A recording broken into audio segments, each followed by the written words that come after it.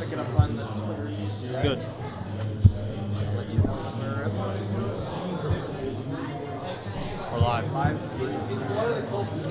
We're live? Yeah. We're live? We'll do it live! Welcome, everybody. This is 3 Wide, live from the Breeders' Crown. Ray Catolo joined here in uniform by Mike Prebosi and Rod Allums Jr. As we can see, we all decided to dress in the same garb for this evening's broadcast. 14 races from the Downs at Mohegan Sun Pocono. Now, you might not see a racetrack out there, but trust us, all of us, including our producer, Luke Van Belkom, who I want to give a shout out right now. He's going to be, he deserves a shout out. He's running the show for us this evening, making sure transitions go smoothly, graphics look pretty, and most importantly, I look good. Now that said, 12 That's not going to work. Well, you own a mirror. 12 Breeders' Crown finals tonight. All 12 divisions go here at the Downs of Mohegan Sun Pocono. Unlike last year, where we had the 2-year-olds go on Friday, the 3-year-olds and olders on Saturday. We've jammed all of the races into one night because we thought that that's a really good idea. Before next year, we head up to Mohawk Park. But let's not look that far in advance. This is one of the best betting cards, in my opinion, or at least from what I've seen in recent weeks, of all the races we've covered. There was International Trot Week, there was Hambletonian Week, Lexington. And I covered those races. All of my words were posted up on the web.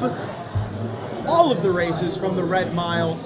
But this is the championship night. So you thought every other track we went to, Running Aces kind of had a championship night going on with their sire division, but this is the night where everybody really wants to win. We are going to see some of the most competitive racing, at least we hope to see some of the most competitive racing of the year this evening at the Downs of Mohegan Sun Pocono. And all the action kicks off in about 8 minutes. It's supposed to kick off in 8 minutes at 5:30 with an invitational 3-year-old pace. Now, some of these horses were racing in the Breeders' Crown Eliminations last week. They didn't make the final, so they're going for a decent purse this time around, a $75,000 purse to be exact.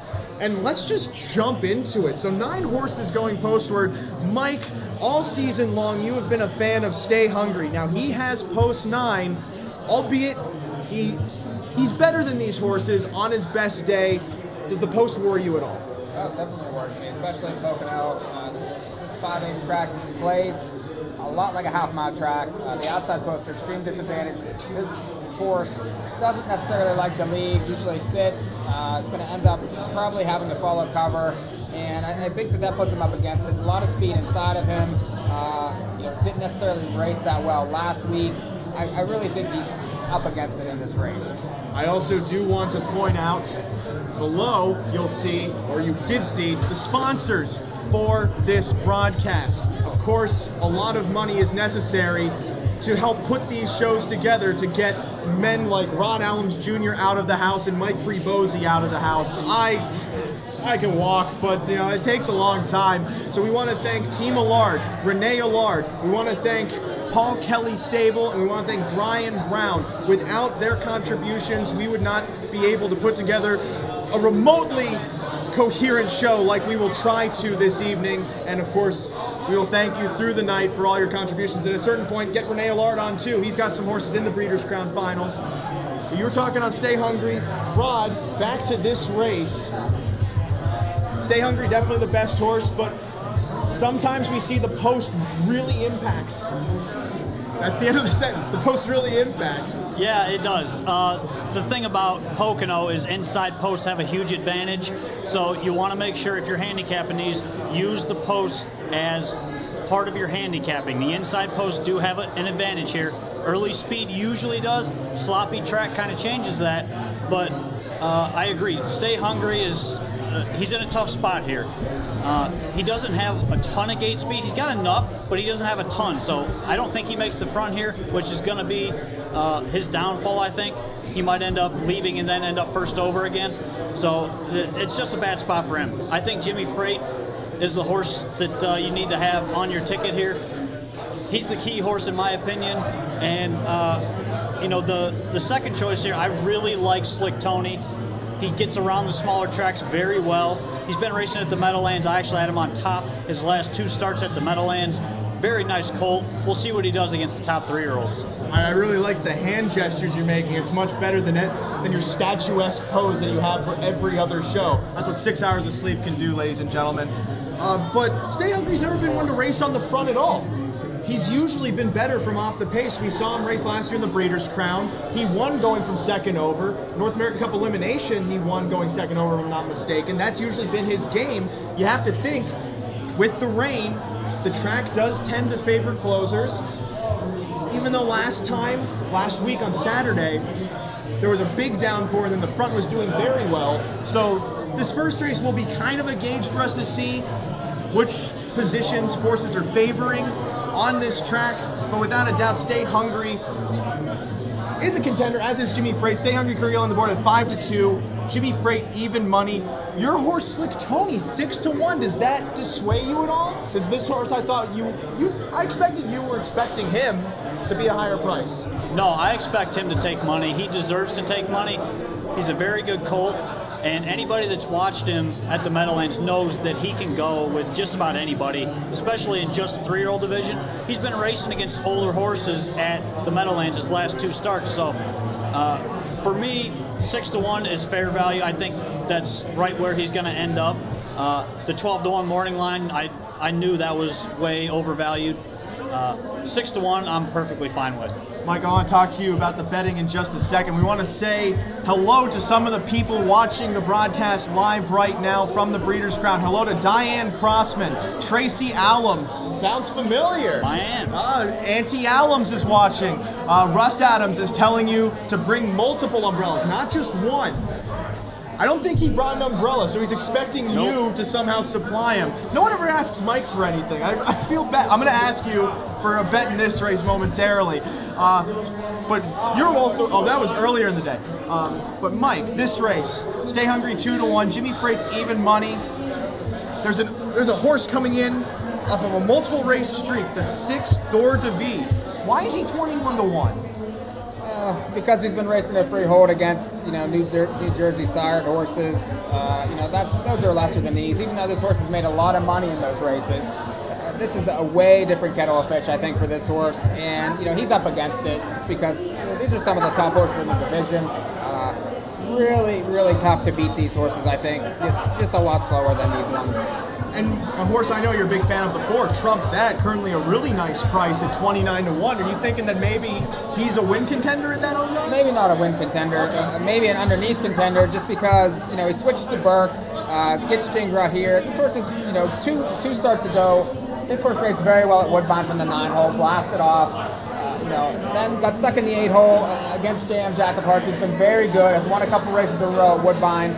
This horse draws well, has the right driver, I think, to get in an early position, and that could equal a decent share in this race. So then we're 3 minutes to post. They haven't stepped onto the track just yet. You're looking at the board. What kind of bets are going through your mind at the moment right now? Well, I think the doubles look good, especially if you like. There's a big driver change in this race too.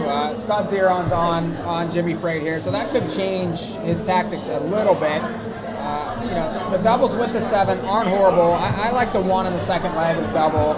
Let's see what it's paying. It was paying around $18. Right now it's still around $18 for a $2 double. I think that's fair value there. The exactas right now with the 7, the 3, and the 4 are decent, $41 and $106. Both very, very good, I think. If you're looking to use something big under Jimmy, I think that those are fair value, especially for the exactas. Well, for you, Rod Ben, 7-1 on your big horse. Any other kind of prices you're looking for in this race? I mean, that's the big value that I like here. Maybe throw in the 1, Albergo Hanover. Gets the rail, has early speed, showed some speed here 3 starts back from the 7-hole and ended up winning.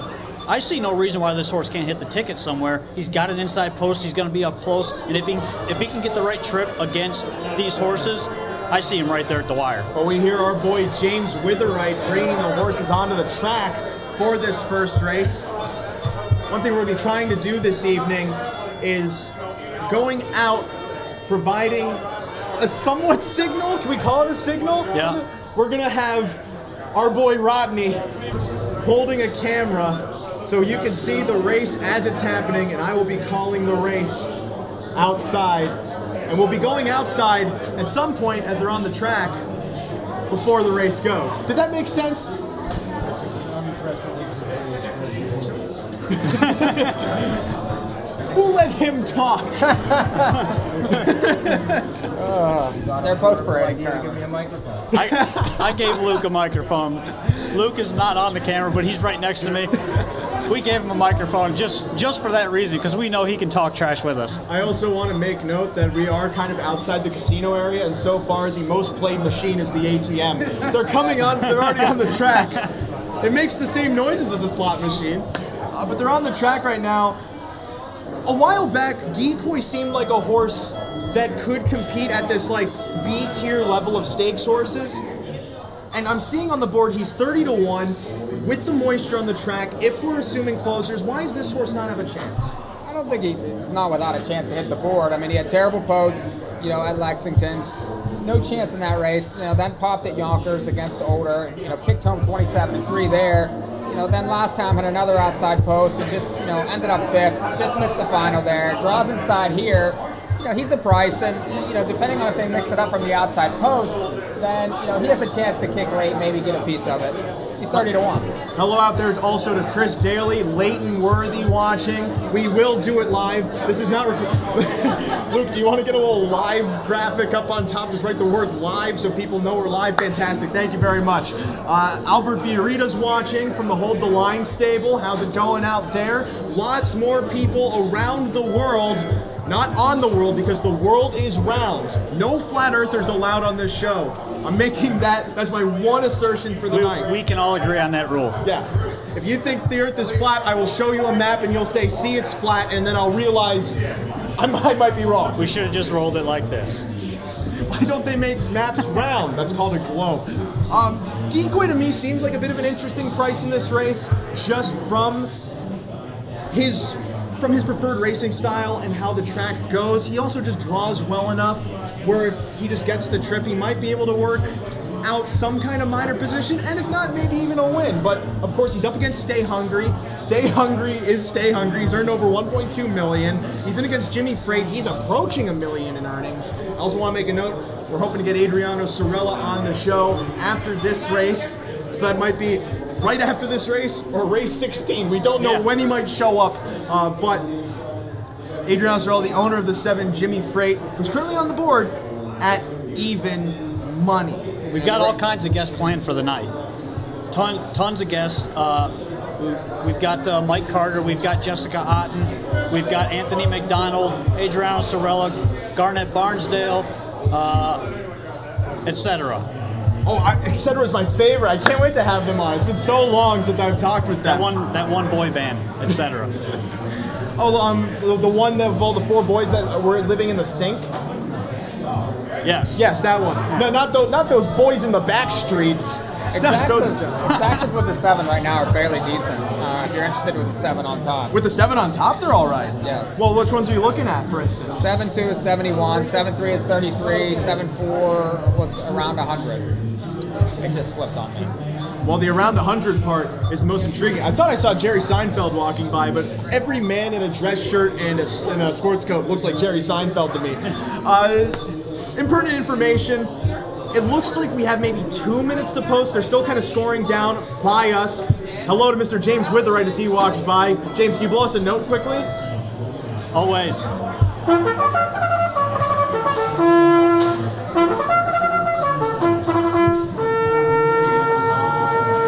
That's great. I said a note and he gave me 5 just in 34. 34. Well, if you count them individually, unique notes, there's 5. No, it's 4 unique notes.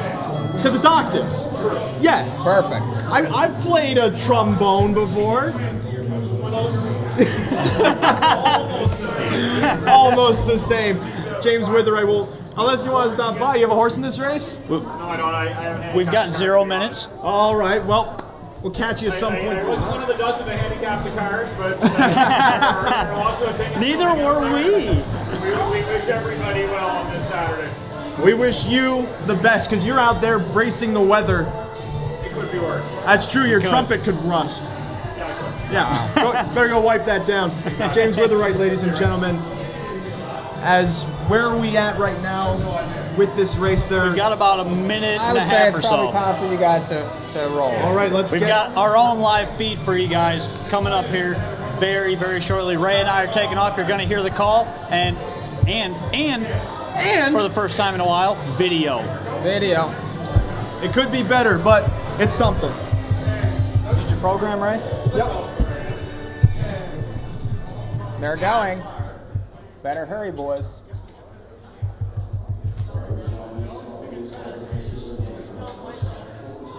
They probably should go earlier next time, I'd say.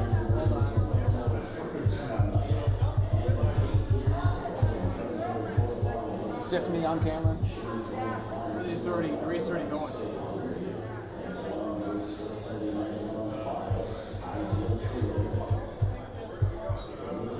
Let's see how this goes.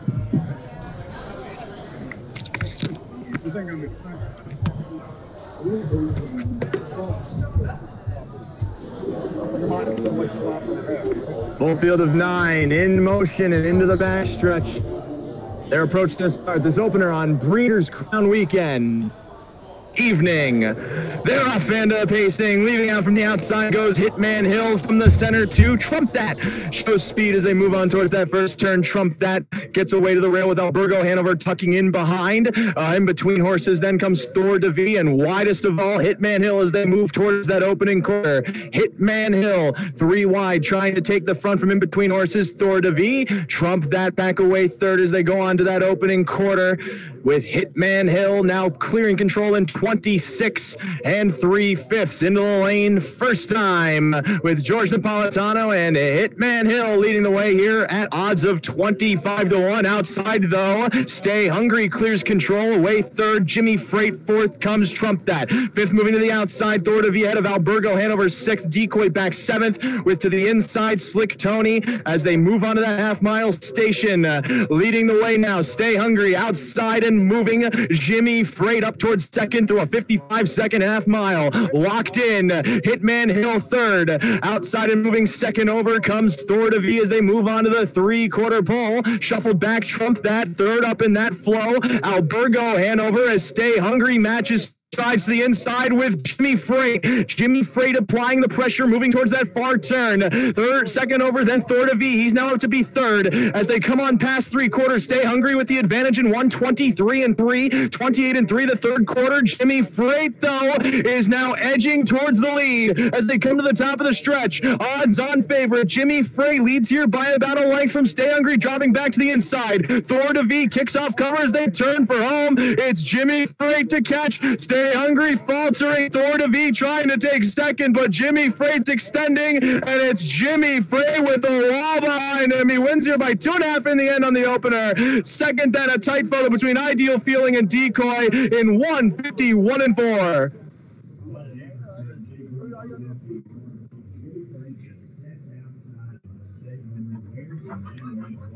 Jimmy Freight.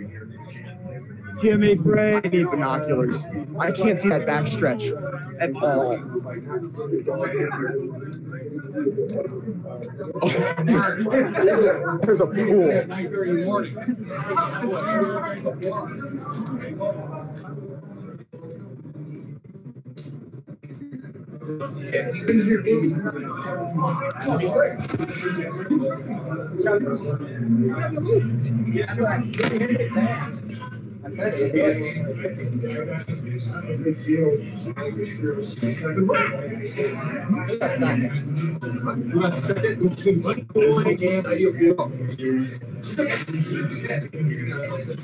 So was it the 7-2 exactly that we were talking about? I just have the bikes down. I'm gonna bring you up. Perfect. We got better towards the stretch. There's a lot of Wi-Fi traffic. Well,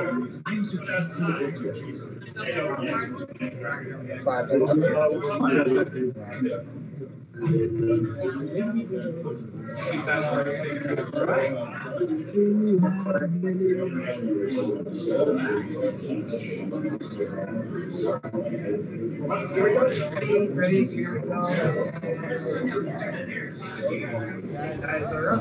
are back up and running after Jimmy Freight took the 3-year-old invitational second there, the 5 Ideal Feeling decoy. Where decoy close for third, stay hungry, tried to go for the lead, ended up finishing fourth. Again, the lead though we've seen time and time again is not his game. I thought you were doing, I thought that was how it sounded. Big fan saying hi. That's what it is, I guess. As we have Jimmy Freight 3 to 5, Ideal Feeling second at 10 to 1, decoy third at 29, stay hungry. 1. It's a good start there. I mean, favorite winner, but I think he figured. What do you go for? 3 to 5. 3 to 5. I mean, he took a late hit. He was 6 to 5 going to the gate, 3 to 5 now on the board. But the multi should be okay, especially with 2 involved. We could have gone to the winner's circle. It's cold out there. It's weary. Well, we should expect Darnell's supposed to come in on after the first race. And again, he better bring Adriano in. Remember, 15% takeout on every race. Pick 4 after race 3, 7, 11 with $40,000 guarantees. Mandatory payout on the pick 5, starting in race 10. On the pick 5. Pick 5. The one that it usually carries over because it's a rainbow. It's a rainbow. I think that there's what 20 or 30,000 already in there. 20. Yeah, 20 something. Just about carry. You know, the world is a lot blurrier without glasses. I'm not sure how many people actually realize that. I know the feeling. I know the feeling. So get involved in these pools. And we'll be going over each pick 4 sequence. Quite briefly, we don't know how much time we're going to have in between races. 25 minutes is scheduled. In the programs, we have these things called planned post times, but emphasis on the word planned through the evening. Yeah. We don't know. Big time. We don't know how much the drag is going to be, especially considering where we're at right now. So we have the second race coming up in 9 minutes. So we might actually be they might be accounting for the drag outside of the clock. Does that make sense? So there's 20 minutes between races, they're going to put up 10 minutes. Or something like that. Yeah, we'll see. 6 We'll one, see what they put up. dozen of the other. Prices. Prices, that's right. Jimmy Freight, 340, 260, 220. Ideal Feeling, 620, 420. Decoy, $6. $2 exact of 7.5 returns 25.60. The 50-cent try 7.52 45.65. There's a superfecta, it's a 10-cent minimum, and that gets you $38.10 for a 7.529 combination. Although the one horse we did not mention was Ideal Feeling, and by the looks of it, for just reasons. We move on. Just to mention too, if you're looking for our analysis, it's up on NAHUfix.com as well as stuff for Meadowlands tonight, Woodbine, all listed on the website, NAHUfix.com. It's sometimes hard to think that there's more racing going on with just the atmosphere that is established, that is abundant, that is, Luke's going to get me a thesaurus, fantastic. Yes. The second race is coming up in about 8-ish minutes. There's a scratch if I'm not mistaken. But again, we have full card analysis. The 3 of us split up the 14 races. So if you want all of our opinions on each race, you gotta watch the feed. I know it's a lot of time. You gotta leave a tab open. You gotta unmute your speakers. You gotta pause. Oh, and we do need to mention there will be 2 parts to this broadcast. Part 1 will be the first half of the card, and part 2 will be the second half. Pretty simple. But we're going to break after race 8 to reset because of internet streaming rules. So we have to do that. And especially the second half of the card, you don't want to miss it because that's where all the winners are. Well, not only that, that's where the pick 5 is, the late pick 4, and actually the middle pick 4, the last 3 legs. Yeah, you got some of the most competitive races towards the end of the card. That open trot, the mare pace, the open pace. That's most of them, from what I remember. We have the 3 Eunice is scratched. So, unfortunately, on my analysis, Eunice was my top pick. That leaves me kind of oogle-boogled. Like how I use the spooky term because it's almost Halloween thing. Yeah. But now we have 7 horses lining up here. Gemologist is 5-2 right now. That's an okay price. Zephyr Kronos is the favorite on this track. I don't know if I want to touch Zephyr Kronos. I don't know if I want Zephyr Kronos at all in this race, especially at even money. Hill of a Horse is interesting at 14-1. And What's the Word, of course, taking money. That's the Allards, Renee and Simon, or Simone. I think it'd be Simone Lard. No, it's Simon Allard. I guess it's Simon Allard too. Simone Simon, that's spelled the same, but it's pronounced differently. I apologize. No, Simone has an E. Like Raven. No, that's. Oh, okay.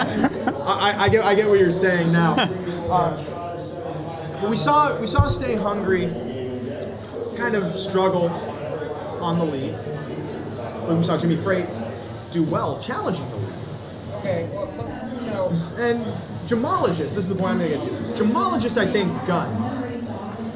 And he's wired a field before here at Pocono in that Pennsylvania Sire Stakes constellation, and this field is very comparable to that. Assuming What's the Word is not on his top form, as he doesn't seem to be in his last couple of starts. I think Gemologist is very likely winner in the race. The last 2, he had at the 7th post, these 2 stakes races. He's danced some bigger dances. He crushed PA Sire Stake Constellation at this racetrack on the front from the rail. He's a likely leader early again, and you never know what you're going to get from Zephyr Kronos. He tends to throw in a break. He doesn't always leave. He's probably more of a big track horse. Stuck now with the 7-hole with that scratch. I feel like he, depending on what Yannick wants to do, he could be up against it, especially with the speed inside. So you're getting a fair price right now on the one. We mentioned it before, with doubles and things. And a fair double too, $17 for 2. I feel like that, he's the most likely. Hello out there to Vicky Brockman tuning in, to Terry Wilson up at our boy at Western Fair. I don't know if he lives at Western Fair. I know he likes to follow Western Fair. He's Canadian, Anderson, Mark Anderson, our boy who helped us at Running Aces, is watching, and he's got a price play in race 3, number 7, and in race 4, he likes the 7, but his price play is the 9 in race 3. Then in race 4, he likes number 8. We'll be getting to those races as they come up. Rod, I'm looking at What's the Word's lines. He's 3-1 on the board. I think that's overbet, but does it seem like he's kind of on a downward path, especially looking at how well he was racing against horses like Goral, Hanover, and Open Types last year? His last 2 efforts don't really warrant 3-1. No, 3-1's too short on him, I think. He plays, but I don't like that price at all. I think 3-1 is way undervalued. You got to look elsewhere at that price. And even Zephyr Kronos, who originally was my top pick in this race, he is way overvalued. Sloppy track, outside post. He's got things going against him already before the race even starts. So I'm looking elsewhere. The scratch of the 3 does help everybody outside of him, but the 3 had some early speed that he's been showing recently, so that really does change the dynamic of this race, especially when George Napolitano was driving. We know what he does. He's a leading driver here at Pocono. The other thing that I like in this race, some of these horses have varying styles of racing. So you get some horses that show speed, and then they show from off the pace. Those are really the 2 options. Well, when you think about it. I mean, a lot of horses don't do that. A lot of horses are one-way horses. They go to the front, or they come from off the pace, or they follow. And when you get a horse, several of them in here actually, that can do either one and still race well, it really makes the race tough to handicap. For me, with the price on Zephyr Kronos, which is what, Mike, right now? 6-5. 6-5? I'm Mike now. I apologize. I'm sorry to give you a Ray. I'm looking elsewhere. Hill of a Horse, the 5. Marcus and Irv Miller. He's got a good post, actually from post 4 now. Head number 5, pad number 5. He's got 4 wins on the season. He won his last start right here at Pocono. And most of these are not really top tier 3-year-old trotting colts, but I think he's in that category. He's right second tier, I would say. And this is kind of where he fits perfectly, especially with a decent price. I couldn't agree more, especially off that last race where he powered first over to win by a head, even though it was against overnight competition. That kind of ability you don't see in a lot of horses. No. Mike? I mean, I don't know. I feel like the money's going to the stakes horses in the race. The 1 and the 8 definitely have a class advantage over most of these. Some of them have been doing well in overnight races, but when they get to stakes races, they don't necessarily, race quite as well. I think the 7's a little interesting at 29-1 because this horse has danced a few, stakes races. Those New York Sire stakes are tough. Had outside posts in those races. Is 1 for 15, but you're getting 30-1 on this horse. Now moving into the 6th hole, I think he's a little hidden in here, especially with some of the money going to some of these overnight types. I don't mind him, especially underneath. Just to note. Just to note. Okay. Somebody walked by us and sharded, so whoever did that, don't do that anymore. We were doing. I don't think we need to add that. We were doing so well with our general audience rating, and then you have to go. This is a PG-13 show. Come on. 13. You can't even bet at 13. Look. I'm not answering. Look. They're parading right now. It's 5:50 p.m. The planned post time is 5:50, so we're probably going to run over like 5 minutes from the planned post times. That's my guess. Although the drag would compound. We do have our first interview coming up here as soon as this race goes official. Okay, we'll do it after this race goes official. Yeah. Jessica Otten is here. She's waiting patiently. Very patiently. It's not like she has anything else She's to do. waiting. Yeah. She's standing there. Oh, that's like what they do on Corden, isn't it? Where like they cut back to the dressing room. Rob said he Yeah. ran to the window. I don't know what thing. Okay, never mind. So they're parading right now. Mike, you're kind of getting a look at any of the horses. Anything unique kind of catching your eye at the moment? I don't know. I haven't really seen much of this post parade, But you got the board at least. Right. I like the 3-1 on the 1. I think that's very fair value. He should control the race. Depending on what he does with the 8 from the outside post. But I'm worried he could get parked, he could bust early. The 1 is an excellent bet right now. I'm also seeing that the 1-5 exact is paying $88. That's not bad. The likelihood of that happening to me is higher than the 42-1 that is projected by the board. So we also wave to Jason Settlemore, CEO of the or GM of the Meadowlands. Yeah. Yeah, not CEO of the Meadowlands. There's no board of directors for CEO. I'm sorry, you weren't speaking to the microphone. I didn't hear what you said. You're not going to hear it. Oh, okay. He's just here to keep us in line. I just got a word from my producer that there is no board of directors at the Meadowlands. To my knowledge, I don't know. I don't know to this stuff. his knowledge, from what I'm hearing at the moment. My earpiece is now also louder. I was just talking to you. I have no idea. Well, you're saying I should stop faking an earpiece? All right, fine. Our producer, ladies and gentlemen, Luke Van Belke. That's not.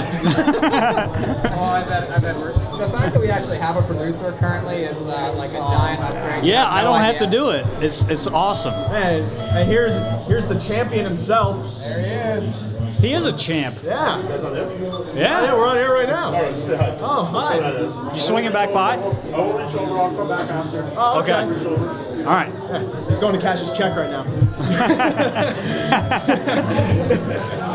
I would be too if I won a $75,000 race. But we should be going to post soon, if I'm not mistaken. I would probably head that way. Yes. Yes, let's go head that Clear way. you guys' mics? Yes. And Jessica's coming in. Rod, you want her here where I am? I don't care. That probably makes the most sense.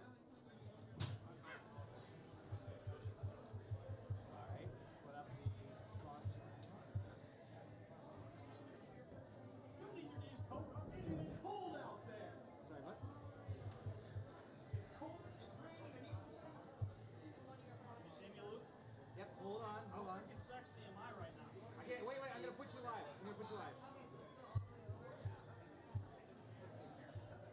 You're up. The race is outside. The race is outside, Rodney. We have to go outside now. Yeah. This is. We are currently on dash cam right now. We're going undercover boss. for this next race? We're actually waiting. We're waiting until they Yes, I'm calling the races. We're waiting until they turn to the gate. Yes, because the rain is currently falling down. That's great. Well, you didn't have to come out. Yeah, you didn't have to come out at all. And you're complaining about being in the rain. Oh, we are still live. Oh yeah, we're still live right now. So Rod, from what I understand, welcome to the show.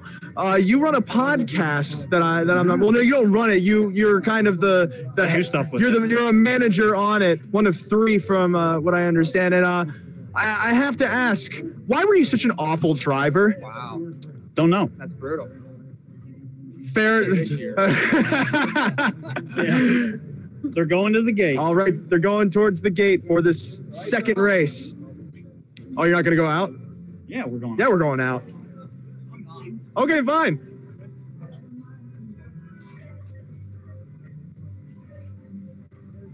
It is raining, by the way. It is raining quite heavily. This is yet another audition of mine to prove dedication. We do stuff. I don't get hired to call races, but I will call them from outside in the rain. This is a 3-year-old invitational trot. It's heading towards the gate. 9-5 on Zephyr Chronos. 3-2 favorite, though. The 1 gemologist. 5-2 third choice. Then the 6. What's the word? As gemologist has now moved to 6-5. Scratch down to a field of 7 rolling around the turn.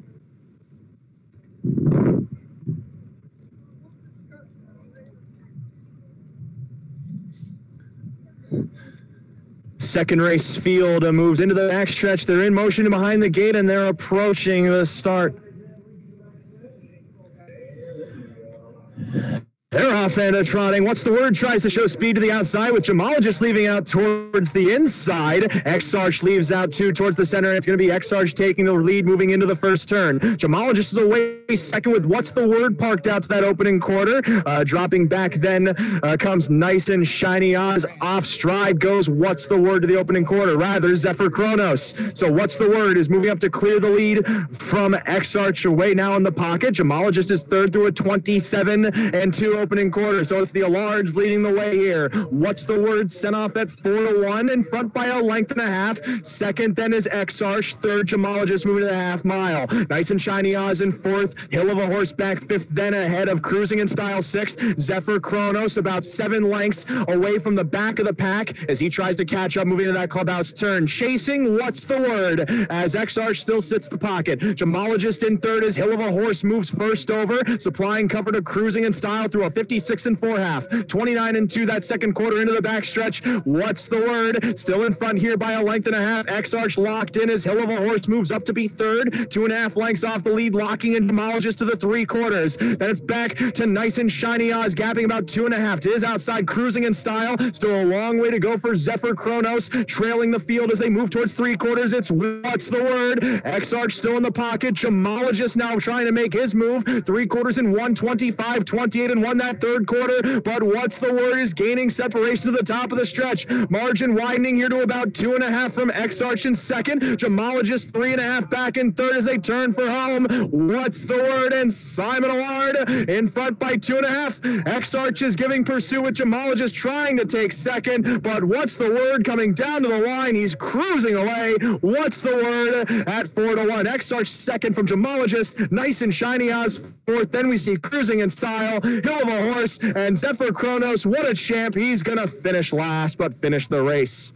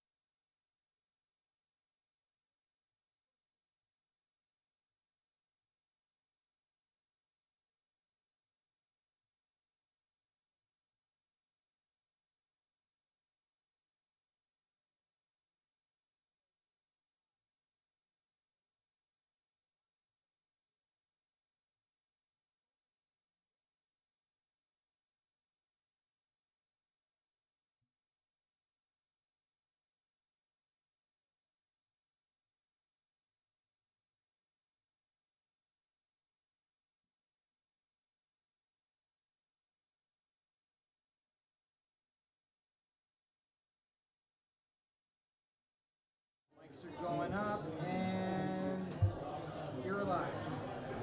Now, for once in my life, I'm not the center of attention. We're joined here by Jessica Otten. I guess I could say now, Meadowlands employee. Yes. I gotta ask, because your father, Peter Otten, trainer out in Michigan. Yes. Is broadcasting ever in your headlights at all? No. No? Not at all. So then, first off, you got introduced with Mike and Mike, if Yes. I'm not mistaken? Yep. You just got recruited onto there. Yep. And so, how you kind of taking this spiral up towards bigger and better things? So when I graduated high school, I wanted to go into law school, and I did that I did pre-law the first 2 years, and then when I was younger, I actually was asked to testify in front of the Senate and House of Representatives in the state of Michigan to kind of help with get things going with some gambling perspectives or whatever. And so I really liked that part of it. So 3 years ago, 3 Breeders' Crowns ago, Mike Carter said, "Hey, we are going to do this at the Meadowlands. We really want you to come out and try it with us." And I was like, "Okay, well, how bad can it be?" I honestly never thought I'd make it through the weekend. And then after that weekend, I went to school. I changed my major to marketing and communications, and here I am. Yeah, because if something pays better than being a lawyer, it's marketing, communications, Right. and horse racing. So now you're moving on to the Meadowlands. Yes. How exactly are you doing that? Because now you're going to be you're going to be with some of the best in the sport. I'm really excited for the learning opportunity because I'm young and I don't have a ton of experience, but I do have a little bit of a knowledge and kind of know a little bit of what I'm doing. So I'm really excited to work with them and take this as a learning experience and take off with it. Now, with us being from the Midwest, we're used to a different type of product being offered. We race a lot of cheap horses and stuff like that. Now you're going to the Meadowlands, you have the top of basically the sport week in, week out. As a former horseman, and well, you're still a horseman, and woman being on horsewoman, sorry. You're being on the broadcast now, so you're kind of switching roles. You're going in front of the camera now.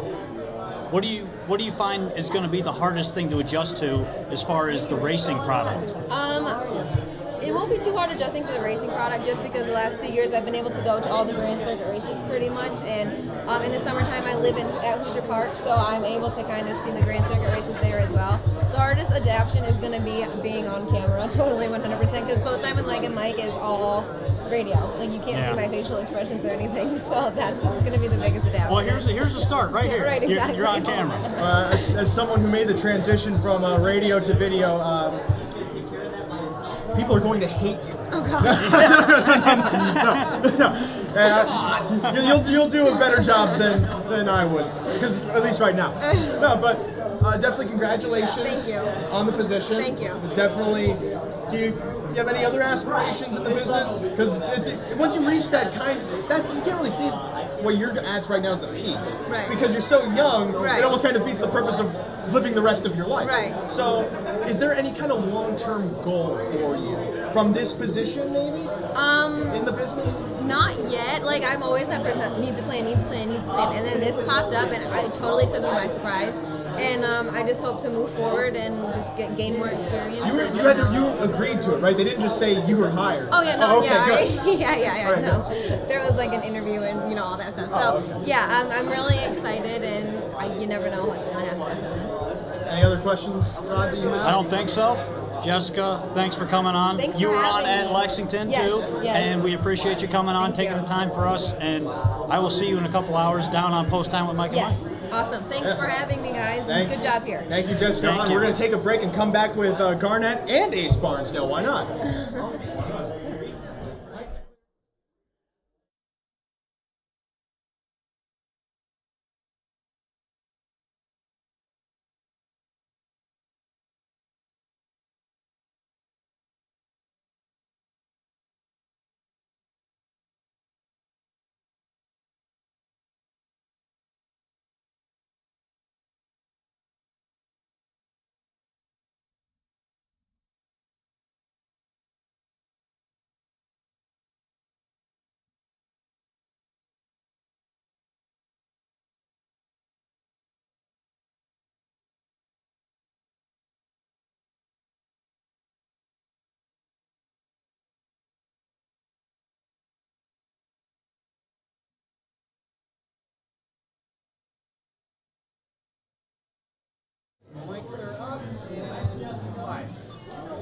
The ATM keeps ringing. I can only assume that money is being made on this evening.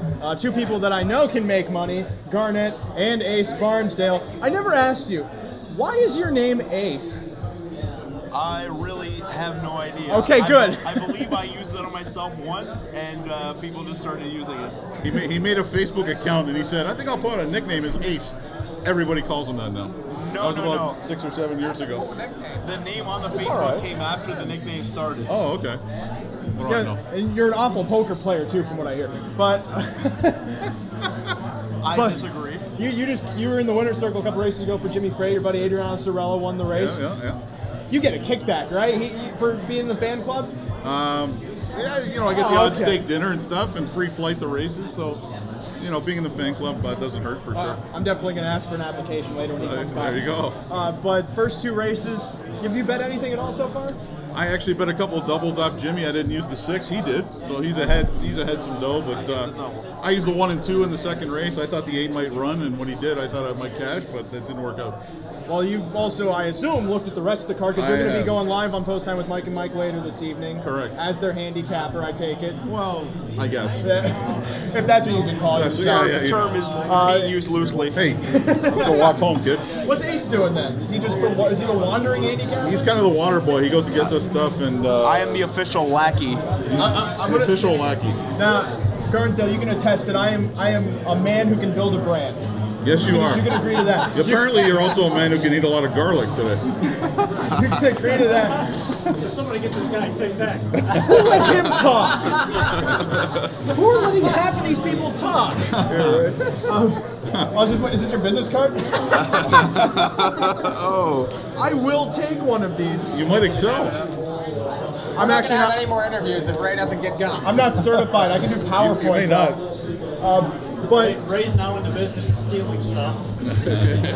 Hey, can I borrow your wallet? I left mine at home. So, here's my idea for you, Ace. You need a trench coat and a stick, like a really rugged stick that you just carry around. You go a bit hunchback, and you just give people numbers. Yes. And then you literally be the wandering handicapper.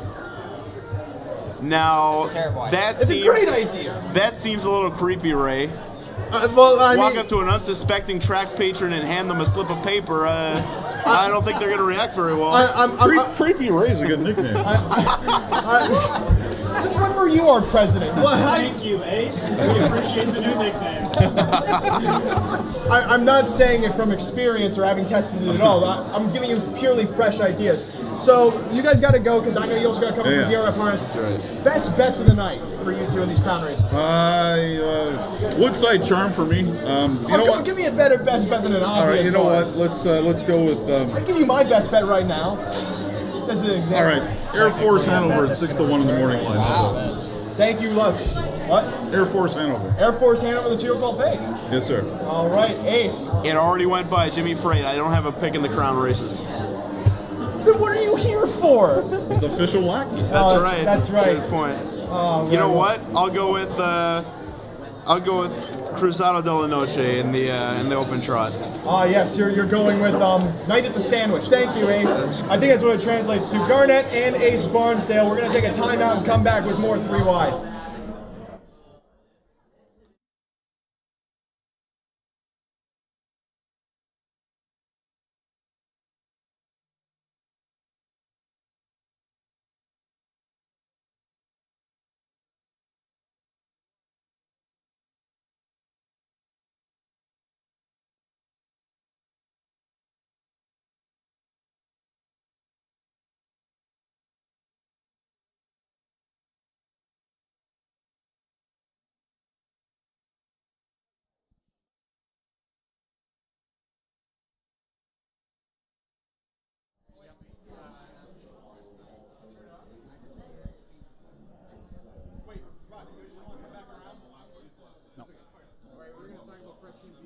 Yeah, we're going to take a look at a replay here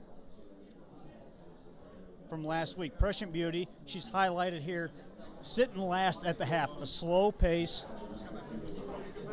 She's got the 8-hole tonight in this race, this third race. But watch her down the backside. She flips out. She's got basically nothing that she can do. She's either going to be 3 wide or just sit there with the cover. McNair is absolutely loaded right now with pace. He's basically just being patient with her. They only go at 28 and a piece third panel, and oh wait, no, they went 27 and 3. But she's sitting there. She flips 3 wide here, just past the 3/4 pole. She's 3 wide. Now she's 4 wide. She gets pushed way out, and she's absolutely flying. Watch how much ground she makes up in this short stretch here at Pocono. McNair urging just a little bit, but she is absolutely motoring home. 27 and 1 last quarter. Up to be 4th, just missed 3rd, actually just missed 2nd. I see no reason why Prescient Beauty can't get there in this race, and you know she definitely plays decent price. 16 to 1 currently. Post 8 is the only concern, but I'm going to use her. My pick 4, actually all of our pick 4s are going to be posted here very shortly. So let's cut to our pick 4s. My pick 4 ticket, 2, 3, 4, 5, 8 with 2, 4, 5, 7 with 1, 2 with 2, 4, 5, 9. Mike, your ticket? Early pick 4. I have all in the first race, the 5 and 8 in leg 2, the 2, and then the 2, 4, 5, 9. It's 72 for $1. I'm playing it right now. You want Rays? Okay, Rays pick 4. 3, 7, 8 here with the 5, with the 1, 2, 2, 5, 9. It's 18 for $1. Those are all on NAHUpicks.com. And on that, the front page, you can see a link to our Pocono analysis for tonight.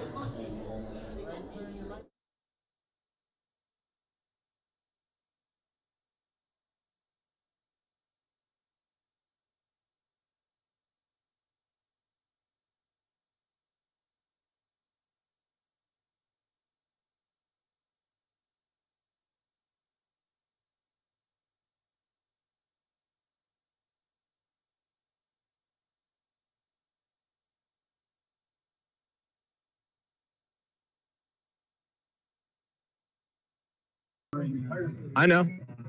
Why would we want to stand out in the rain? My program's already ruined enough.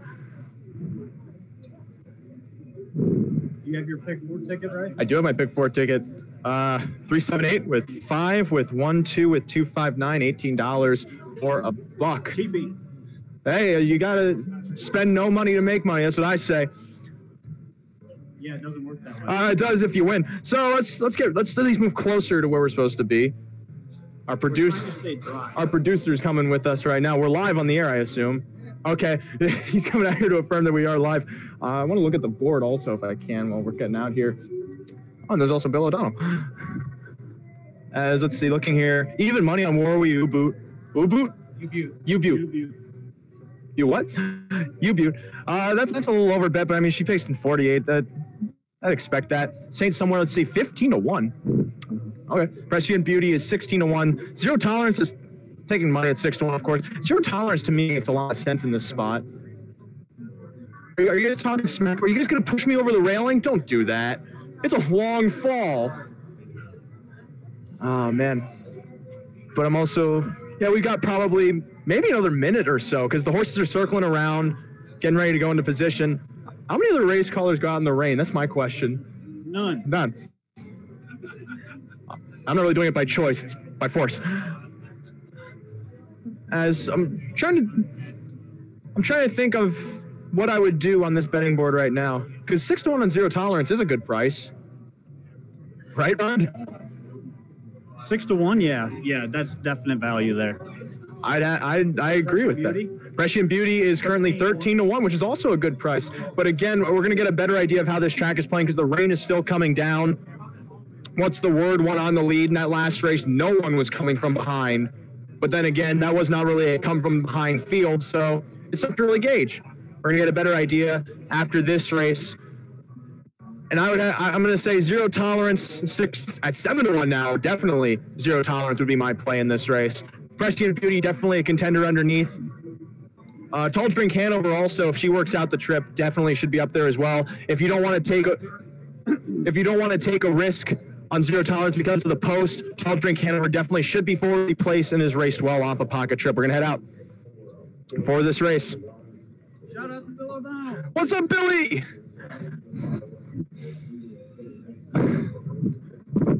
There's the starting limousine. Other tracks have a gate, a car.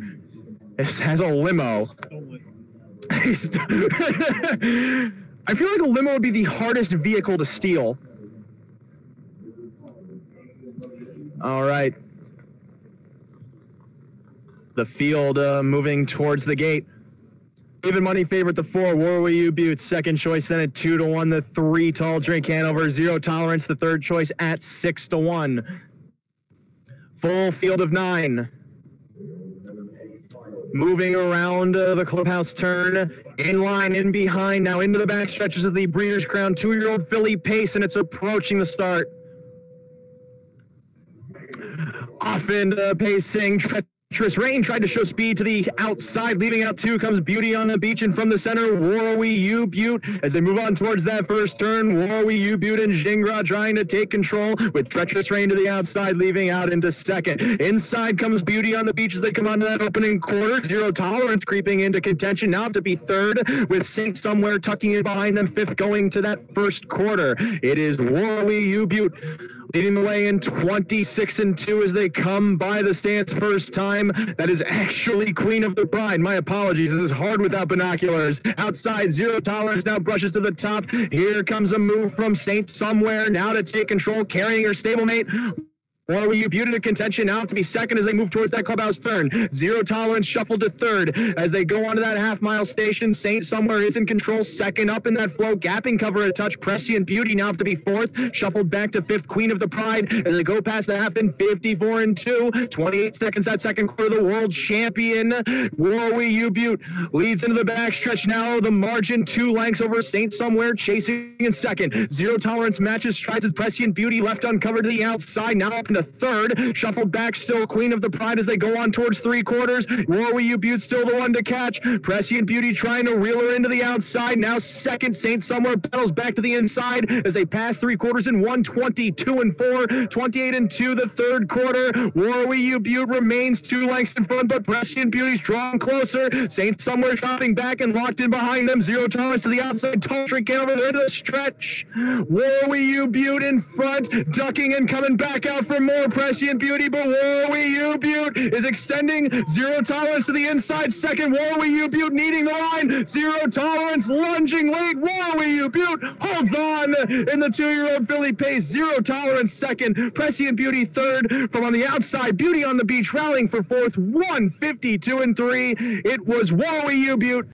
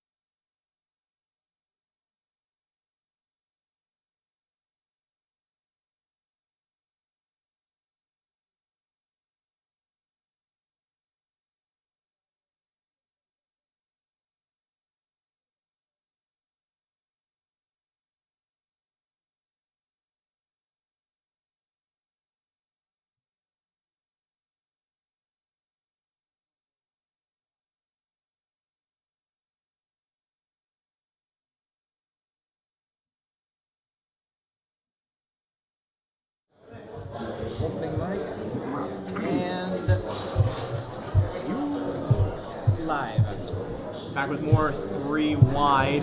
We just saw, I was about to say Prescient Beauty. Prescient Beauty was gigantic in that race, but Warwi Ubu, what a perfect drive there in that race. Second over, past the quarter, taking control to the half, leading the rest of the way, but holding on as they crawled home at like 29-4. Warwi Ubu winning at even money. Also want to shout out our sponsors for this broadcast. Rewind live from the Breeders' Crown. It could have happened, but it's definitely helped tremendously monetarily, not to mention by Team Allard, Paul Kelly Racing, and Brian Brown Stables. We thank you for your support, hopefully your ongoing support of 3Y North American Harness Update as we try to bring harness racing to the general public. And so far I think we're reaching some kind of public. A few people. The general one I don't know if we've gotten to yet. Maybe the lieutenant public.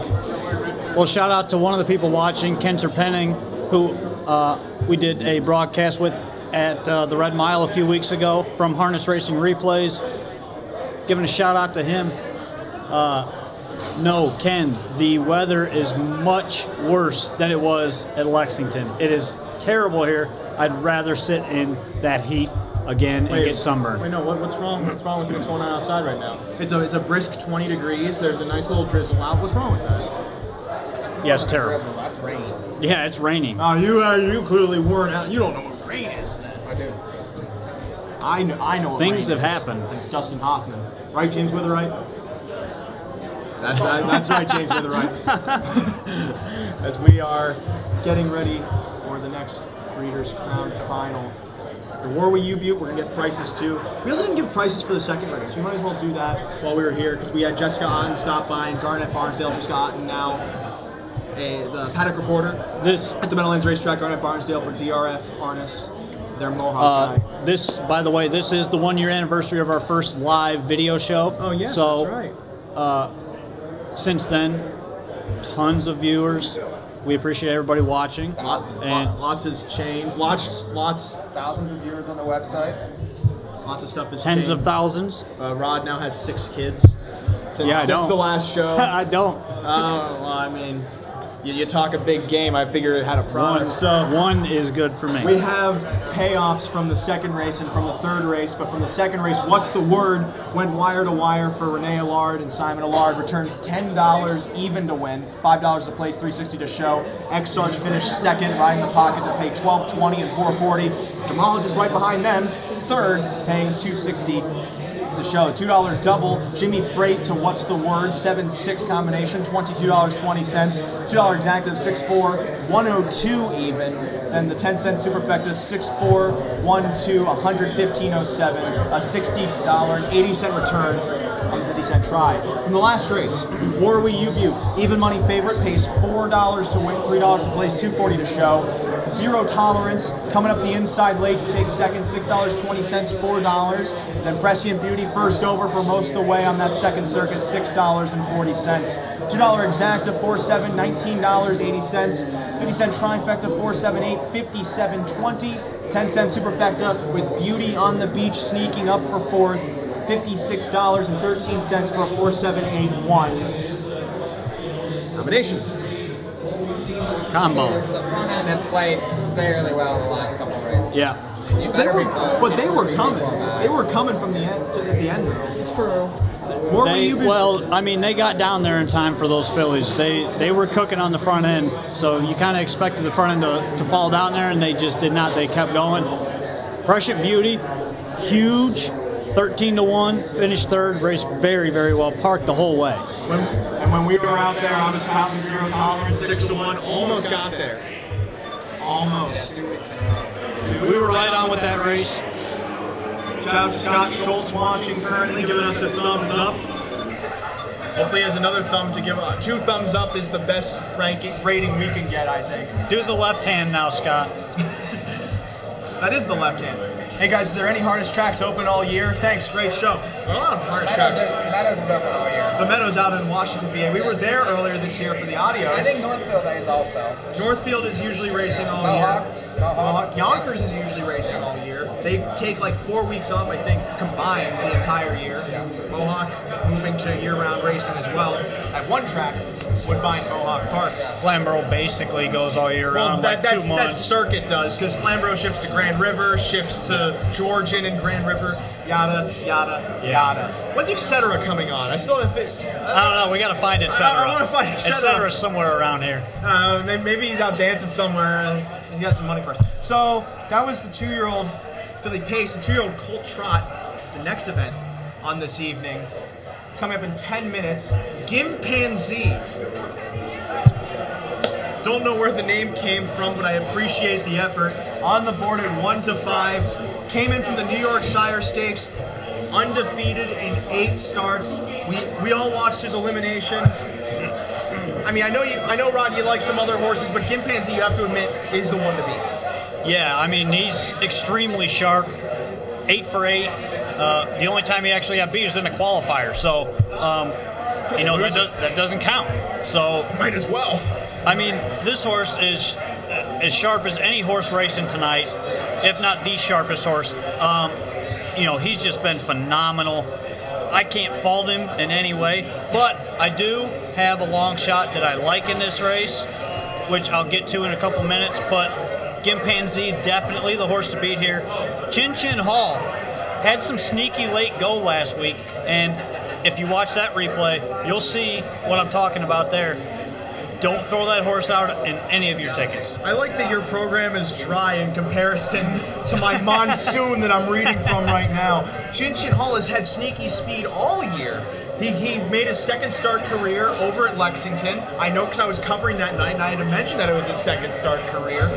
Plug, wink, wink, nudge, nudge. And he upset there at 14-1, breaking his maiden in that race. Don't you put a fist up to me. I can call the 1s and the 9s, not in that order, and have you escorted out of the building.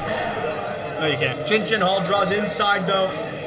The inside draw should definitely help his late kick, but Mike, would you be kind of worried at this point trying to take closers? I mean, it's, this place usually plays towards the front to begin with, and now, with the sloppy track, the horses from the back really aren't making up a ton of ground. I mean, the top, 2 and 3 horses are the ones that are racing extremely well right now. It's not to say that it couldn't change. It continues to rain. The best horses are winning, and, so it's hard to discern really how the track's playing right now. I'm going to say right now it's even, and just kind of go from there. I just saw the coolest looking guy walk by, and I wish I would have snagged him for our show. He's got those slim, straight pants on, curly hair, sneakers. Shout out to him. I don't think he's ever going to watch it, but still, shout out to him. Nonetheless, shout out to Wandering Man, whoever he might be. Checking out women, not dudes. Well, I do want to get to a replay real quick. We have a replay. Please do. From I got to figure out week. what Mike was just talking about. A couple horses in here. Smartest Hill, Tricks and Stones. Now, what about them, Rod? I understand you're bringing them up because you have an opinion on them. Yeah, Tricks and Stones, a nice long shot player in this race. And, he's been playing well. Watch this horse, where he's at right now. Tricks and Stones right back there. About I like third the connections over. on this horse also. About third over right here. Just has nowhere to go. You watch Smartest Hill here sneak up the rail. Tricks and Stones finally gets some room up the inside. Now watch right here. Both of these horses highlighted. The inside horse. He comes up through there. He gets shut off right there. Nowhere to go. Loaded. Nowhere to go. Now gets through. Smartest Hill got the jump. This horse never had proper room. Make sure you use this horse in all of your plays in this race. Need that proper room. Tricks and Stones, the 7 horse here. Current odds, Mike?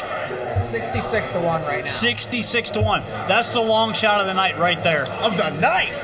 Of the night. It's a long night. 2 back on the horse. This horse raced extremely well at Lexington and just missed at 12-1. Was flying late, just missed in that race 2 back. So, there's back lines to look at here with this one for sure. That's a huge price. We also have Chris Daly from Go Where the Money Is Stable watching live. He's saying great job as always. Not just tonight, as always. And that's excusing some of the terrible jobs that, if not you guys, admittedly I have done. Pass. Thank you, Chris Daly, for tuning in. Of course, everyone who is currently watching on Facebook Live, on Periscope, on YouTube, on our website. Yes, on NAHUPicks.com. On our Fire TV app. Amazon Fire TV. Some may say it's lit. I'm going to retire after this show. I've reached my peak, and after that, I can't top myself. Another horse worth mentioning here is the 8. Talking about horses. Yeah. Go. Green Manalishi. This horse is extremely solid all year. Not out of the exacta. 9 for 9 in the exacta. Has been dancing big dances. Looked the winner last time. Just got picked off late by Smart Hill. This horse plays very well here and has a lot of early gate speed. Can take a lot of air. I think that this post, shouldn't hurt him too bad because of his speed. I would think he's going to be in the top 2 early and should play well late. Well, if you remember earlier in the year, back to the Peter Houghton, he floated away off the gate from an outside post, and he still finished really well. So I have to imagine that might be the game plan, considering Gimpanzee is coming from a similar barn. Right. The same barn of Courant and Marcus Melander. Gimpanzee, though, drifting up to 2-5. We're getting closer to him being remotely bettable. Hey, my eyes are up here. I think that Gimpanzee was probably one of the most impressive elimination winners last week of the whole entire weekend. I mean, this horse never really looked like a loser the whole way around. Now draws better than a lot of the horse's main competition. 2-5. What can you do? It's also interesting to see that Smart as Hill, one of the other elimination winners, 8-1, and we saw him. We kind of watched him develop through the year, because in the Wellwood, he was one of those horses that seemed like he could sneak into contention, and he flew home to end up being a factor. He was second in the Wellwood, if I'm not mistaken. Yeah, second in the Wellwood, and he showed that late speed again this time around. I understand he might not be in the prime striking spot, but 8-1 seems a bit high, especially if Green Manalishi's 4. He got a perfect drive in that race, though, and I'm not so sure that he's going to get that similar kind of trip. He draws well, he's racing well. We'll see. I mean, he needs a trip, I think. I think 7-1's a little short for me. It was 17-1 last time, 27-1 in the Wellwood.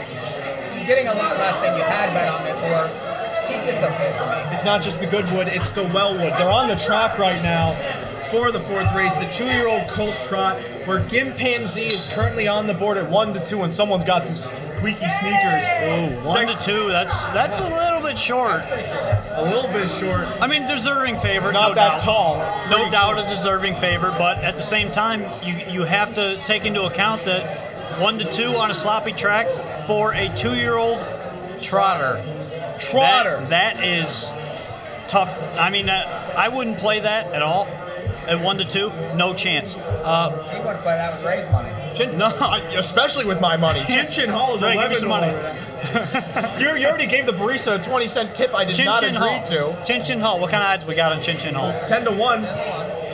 7-2 on Green Manalishi. Your other horse, Tricks and Stones, 59-1 now. 59-1. I don't know, 66-59. You might be losing that value. Yeah, I'm not losing any value. I love the odds on the 7. Tricks and Stones, that's my play. We give you a long shot in the last race, finished 3rd. Race Giant just needed a little bit of a better trip there, and she probably wins. But, with the way the track's playing, front has been holding up the last couple races. It has been raining a little bit harder the last couple races. That might be a factor. But if the rain kind of stops like it's supposed to, I think horses are going to start closing, and it could be very quickly, as I see some people out there walking down the steps a little bit here and there, so the rain might be stopping. Well, they're just doing that because there's not enough room for all of them to smoke cigarettes. You see, Rod, what I want to... Here's the thing, Rodney. Can we start shoving? Here's the thing, Rodney. We can do that when we cut back to our outside feed. Tricks and Stones, I understand you like his price, but you also like Smart as Hill. You're giving me 2 horses. How am I supposed to organize that? What am I supposed to do with them? Box them up. Leave Gimp out of it, is what you're saying. At 1-2, yeah, it's worth it. All right, I like it. I'm getting clarification. At 1-2, you're getting no value in anything at 1-2. 1-2 odds on a 2-year-old trotter in the slop is absurd. I don't care who it is. So you have to look elsewhere for any kind of value. The 4 Smart as Hill, like I said in that replay, was absolutely flying last week. Tricks and Stones would have been flying right with Smart as Hill. just got hung up in traffic. So the key is going to have to be Tricks and Stones has to get into the outer flow, needs some things to happen in front of her, or in front of him, and if things do happen and they start falling back toward him, this horse can win at a giant price. I'm getting 60 to 1 there. Hey, I'm just saying, at 1 to 9, I wouldn't even bet Jesus Christ Hanover. Wow. If he was a 2-year-old trotter, 2-year-old pacer, I'd probably consider it. But they're parading right now. They're scoring down. Mike, I haven't heard much from you because I know Ron is a big fan of this race. Also, shout out to Azurix Savitajan from the California Fantasy Harness League watching, representing the California Fantasy Harness League, as well as the Running Aces Fantasy Harness League. Thank you for tuning in, and of course to everyone who's watching right now. But Mike, you're looking at the board. I know you kind of like Green Manalishi. I know you think Gimpanzee is the horse to beat. If you had to make a bet here, what were you going to do? I don't know. I might mess around with a couple of bronze horses to try to play super. It's using the 5 and 8 on top, and then trying to get the 2, the 7, underneath at prices to try to make the exotics play. Spider 3 to 1, maybe a little short on the 8 for me. It's especially from that post. I don't know. I agree with the 7 some, and maybe a little across the board bet might not be the worst thing. You're getting 50 to 1 there. Well, that said, we will be going to post in a couple of minutes. We're going to head outside for the call of the 2-year-old colt trot, as well as additional commentary as we wait for the race to go to post. We even have spiders joining in. Come back for more North American Arts Update. I knew it was a spider. 3 wide. What do you expect it to be? A Tyrannosaurus? A fuzzy. More 3 wide after this.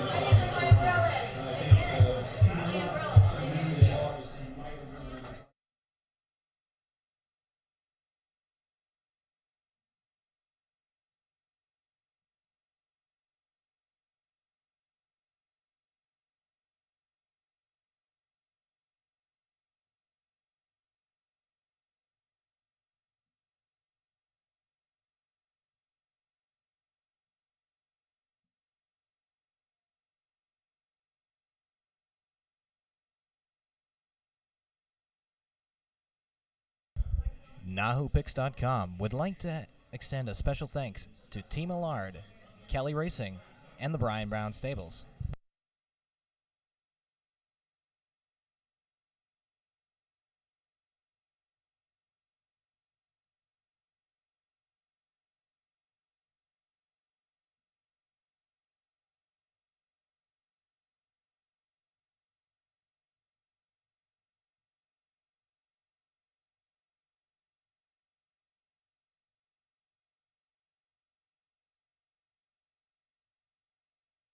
We now bring you to a live look from Ray's phone.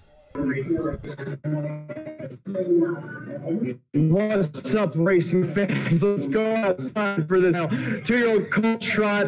I don't want to have a program that is in good condition. It's not an heirloom in any way. It's not merchandise in any way. It's weathered, literally. As we get ready for this 2-year-old colt trots, Gimpanzee is currently the favorite still. Why wouldn't he be the favorite? who dropped $20,000 to not make Gimpanzee the favorite? This horse is undefeated in 8 starts. He's currently on the board 1 to 2. Go figure. What are the odds on my 7? Your 7 horse. Tricks and Stones may break your bones, but words will always hurt you. 55 to 1 right now, as you also got 5 to win on him. Yes. I don't bet. I like the 7 there. Well, I do bet. 5 to 1. 55 to 1. That's not a bad price because I know Mike bet him across the board. And for across the board bet, especially with 2,700 in the show pool right now on Gimpanzee, he is a heavy favorite. A show plunge, if you will, is happening in this race. I don't know how much it totals in the show pool. 4,400 as the horses are circling around. Whoever is manning the starting cars probably also on a smoke break. Yeah, I'm not real sure what we're waiting on here. Chin Chin Hall's down to 8 to 1. The 4 Smartest Hill, the other elimination winner, is 6 to 1. Green Manalishi, the stablemate to Gimpanzee, is 3 to 1 right now. That seems like a little much to me, as the horses are going to have to circle back around. I'm seeing the starting car blinking as if it's supposed to be calling the horse to the gate, but we might have some kind of adjustment happening. Okay, the gate's moving into position. The horses are going to circle around. I had to go to the bathroom. What do you mean? There's one in the car. Don't hit the horses. Come on. They're all getting in line.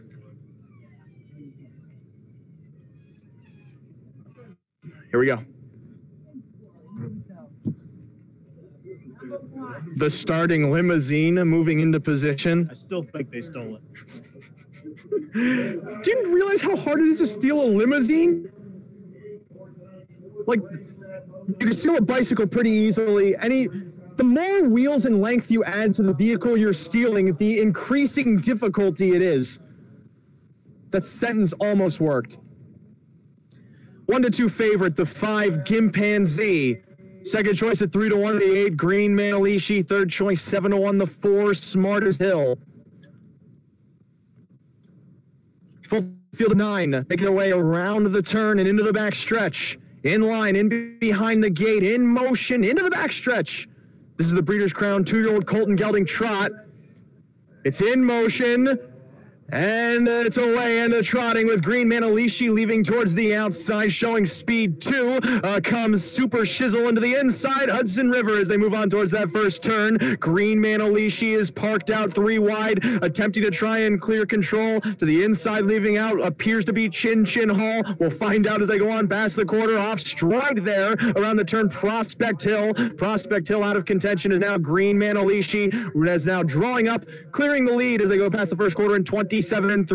Gimpanzee, his stablemates in the pocket, and in front of Super Shizzle third as they move on to the half-mile station. And here comes Gimpanzee out of the pocket for Sears, moving up to circle past Green Manalishi and take control of 3. Super Shizzle's locked in as Kings County advances outside uncovered. Chin Chin Hall uncovers second over. Inside then, Hudson River to the back of the pack. Third to last, Smart as Hill around that turn. Second to last, Tricks and Stones, and Prospect Hill is in the back of the pack as Smart as Hill makes a break to the half mile in 57-3. 30 seconds that second quarter for Gimpanzee, putting his record on the line, trying for 9 in a row here to the back stretch. Green Manalishi sits the pocket. Outside Kings County, not advancing in third. Room for Super Shizzle briefly as he tried to tuck out to the 3/4. Still chasing Gimpanzee. Green Manalishi just waiting for room as Kings County is not advancing to the outside as they go past 3/4. It's Gimpanzee in 1:26-3. 29 seconds that third quarter into the downpour and into the stretch. Gimpanzee in front. Green Manalishi in the pocket with room to tip out as they turn for home. Super Shizzle takes third, but Gimpanzee and Brian Sears are turning for home in front. Green Manalishi's giving chase, but Gimpanzee's pouring it on. Gimpanzee leads by 2 to the line from Green Manalishi. Hudson River up for third. It's Gimpanzee and the 2-year-old Colt Trot from Green Manalishi, Hudson River, and Super Shizzle with Chin Chin Hall, Kings County, Tricks and Stones, Prospect Hill, and don't forget Smart as Hill crossing the wire. Final time 1:54-4 by Gimpanzee. Walk in the park.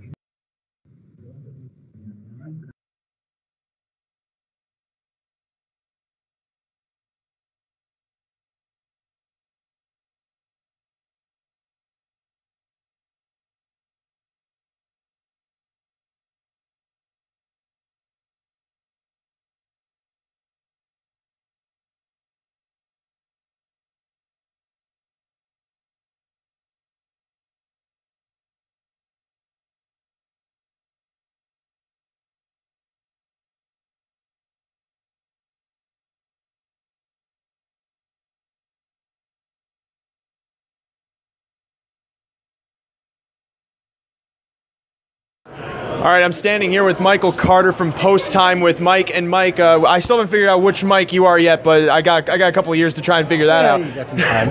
But it's great to see you out here with the Breeders' Crown with us. 12 races, all on one night once again. Is there a specific event that you're looking forward to the most? You know, I'm looking forward to seeing $50 bill again. Last year at Hoosier Park, as you remember, in the slop, $50 bill put in a really big effort. So I think $50 bill's got a big shot. And of course, you've got Lazarus versus McWicked.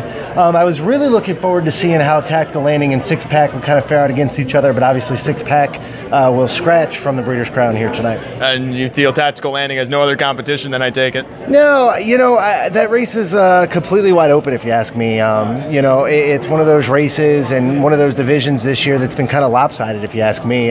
You know, the fillies have really dominated that division. So, You know, it's tough to say, but I think Tactical Landing has a shot, but I think $50 bill is where I'm going to go. Now, I don't know how much of a betting man you are. You got other people on your show for that. Betting. If you had one best bet for tonight, what are you thinking? Best bet of the night, I actually, because I work with the Down the Stretch guys, we get a free bet, and my bet was to win on $50 bills, so that's where we're going to go. All right, Michael Carter with Post Time with Mike and Mike. Always a pleasure to see you around. Appreciate it, my friend. Thanks. Thank you for coming by. Ray Catolo for North American Artist Update. Dandy Farms is proud to announce the arrival of Sire World of Rock and Roll to Illinois. Regally bred World of Rock and Roll is by Rock and Roll Hanover out of Worldly Beauty, an earner of $1.9 million, and from the family that sired $3 million champion pacer Captain Treacherous. World of Rock and Roll, a winner on the Grand Circuit, has sired foals with a total of over $3.3 million in earnings, including 2-year-old filly pacer of the year in Ohio, Bad Girls Rule. Standing at Walker Standardbreds for $1,500, call Dandy Farms at 312-446-8310 or go to dandyfarm.com and book your mare today. Join us September 3rd, 2018 at the annual Illini Classic Yearling Sale. Over 100 yearlings from top Illinois sires such as Duneside Perch, Sagebrush, Sportsmaster, Cassis, Pizzazzed, and many others will be sold. Recent sales graduates include 2018 Cardinal winner Holden Steady and 2017 Illinois 3-year-old Colt Pacer of the Year, Captain Red. Visit IlliniClassic.com for details. The Illini Classic Yearling Sale, where champions are found. LeBlanc Designs has been in the harness racing business for over 20 years. Based in Truro, Nova Scotia, and beginning with clients from Truro Raceway, LeBlanc Designs now offers handcrafted and personalized helmet designs to some of harness racing's top drivers, including Tim Tetrick, Hall of Famer David Miller, Corey Callahan, and many more. LeBlanc Designs also offers airbrushing and vinyl designs for hockey masks, motorcycle helmets. For more information, go to LeBlancDesigns.com or call it 902-899-7922.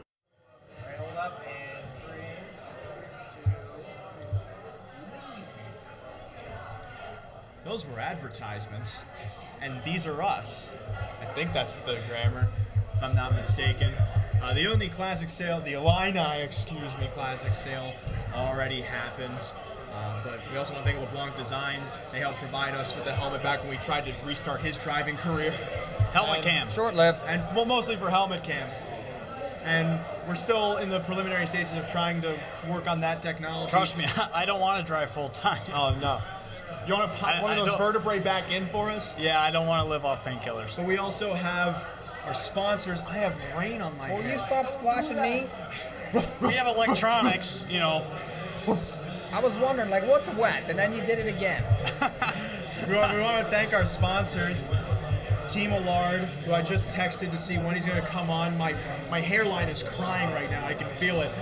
Paul Kelly Racing and Brian Brown Stables, thanks again for your support of 3 Wide, not only live for the Breeders' Crown, some of you for your ongoing support of the show as we get ready for next season, but also this next race. As we just saw Gimpanzee, or Jimpanzee? Have I just been pronouncing his name wrong the entire time?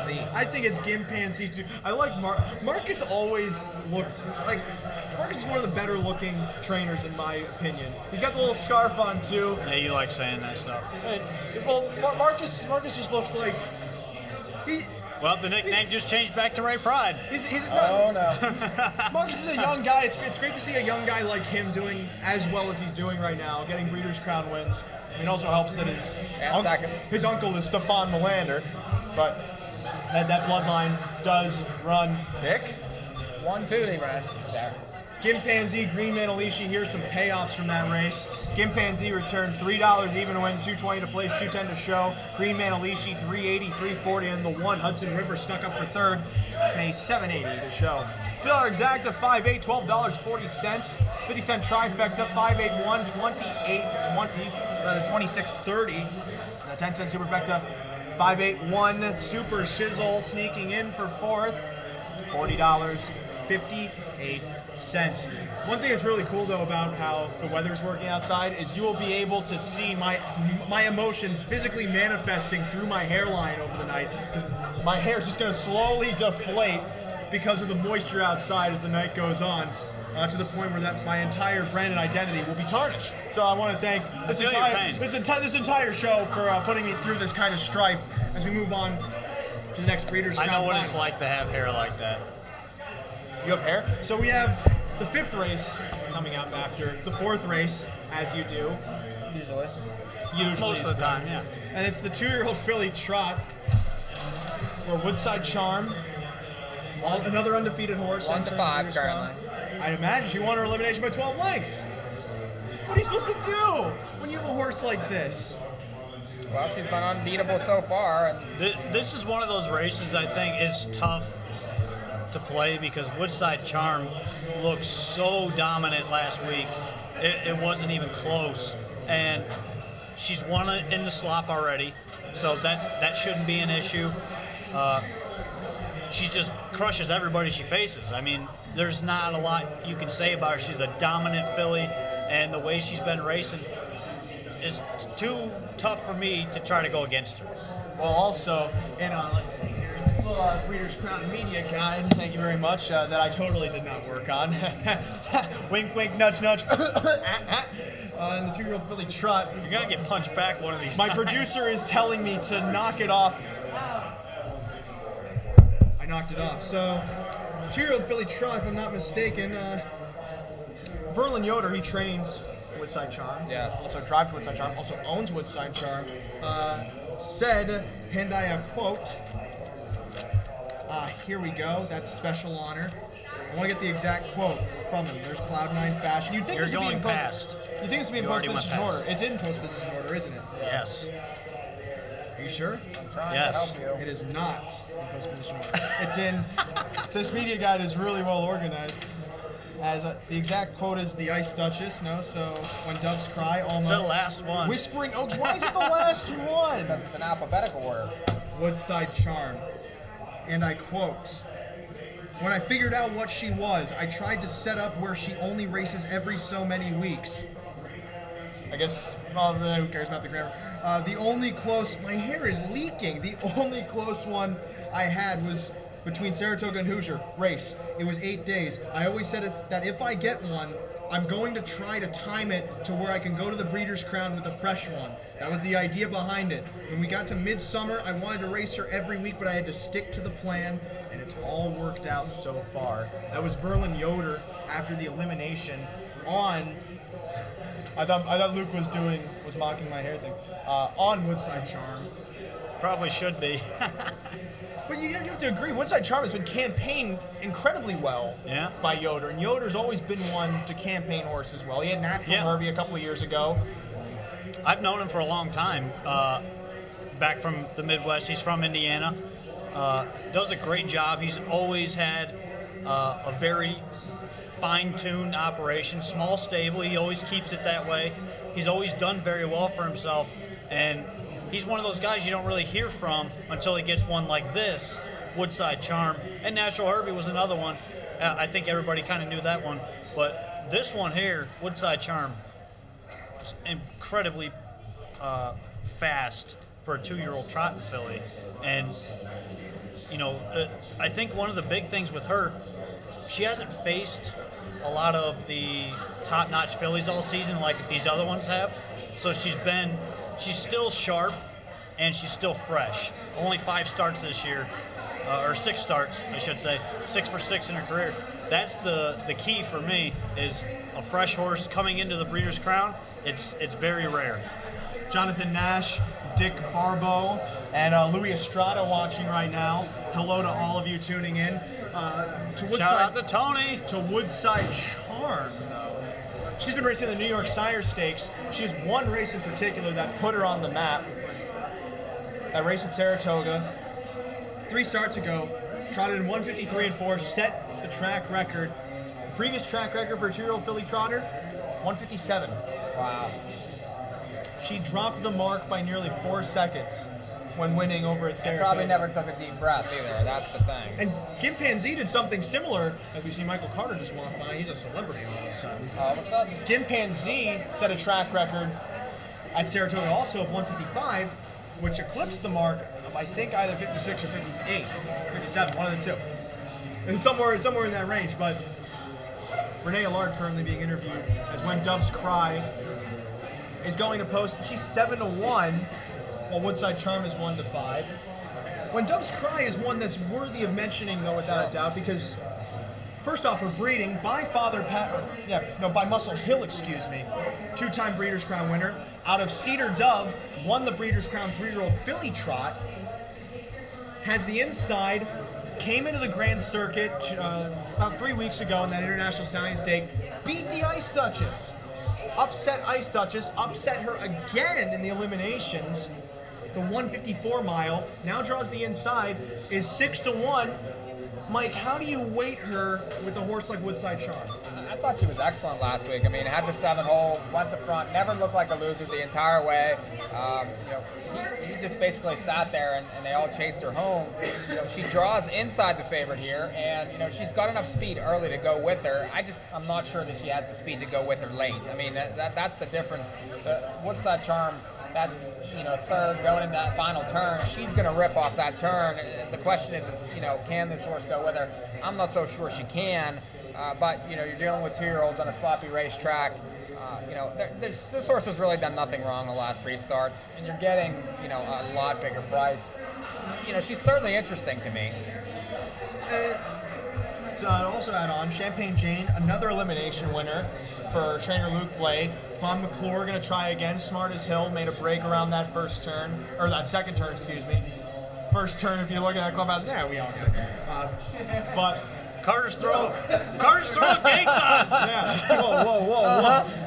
Carter's throwing gang signs at us. We're all supposed to be hugging each other. Yeah. It's not Gimpanzee?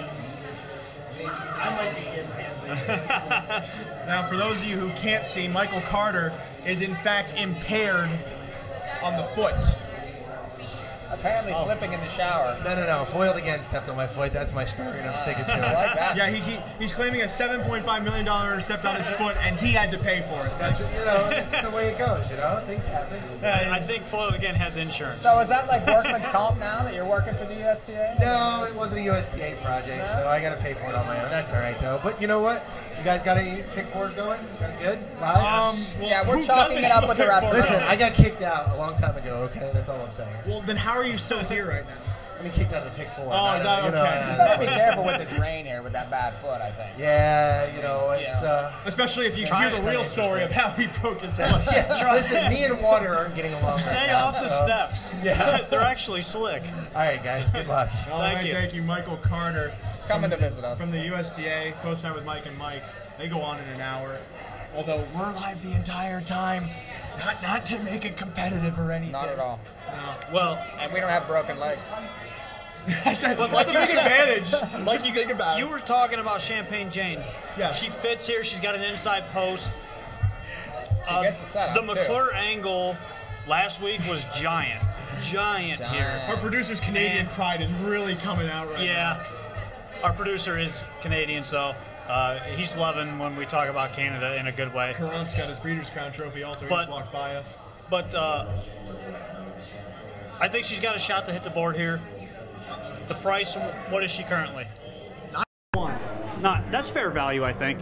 She was definitely a surprise to me, though. Because Woodside Charm's going to take all the money. You expect probably when Doves Cry the one to take second most money, and then Champagne Jane probably third. I can't see the odds, so I'm assuming that's what it is. 9-1. Maybe you took out the sunglasses. Ice Touch is 8-1. I mean, that's about as high as you're ever going to see. This horse has been, 1-2, 90 cents, 1-2, even money, 1-2 the last 5 races. Now you're getting 8-1. Now.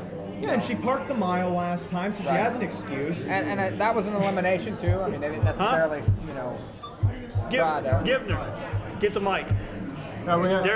Derek Givner's talking to us here. You should have kept the hat on, all right. There's no glare in here. There's no sun, really. No. Tell him that. This It guy's doesn't got matter. sunglasses on for some unknown reason. Because I wear my sunglasses at night. Wow. Does that make you cooler? Sometimes. Or is it the pink shirt? The pink shirt really. The pink shirt and the sunglasses, come on. You should see his car and all the deer he's dragged home. Derek Givner with us. What were you trying to say? I was saying he needs to take his sunglasses off. It's ridiculous. He's wearing sunglasses inside. No, can't do it. At least you're on the same page as... overcompensating for something, I think. Yeah, my ugliness. Usually guys gotta wear sunglasses. I don't think that's how the joke goes. You have pretty small socks too. Now I think about it, but Derek, you're stopping by. Don't you have something to do? Don't you have a business to run? Well, I'm all wet, so obviously I was outside doing something. Oh yeah, you were outside doing something. No one else is outside doing something. It's just you. You guys are hiding inside where it's nice and dry. Hey, you haven't been seeing every race. I'm going out there. I'm calling in the rain. That's How all. come you're not wet?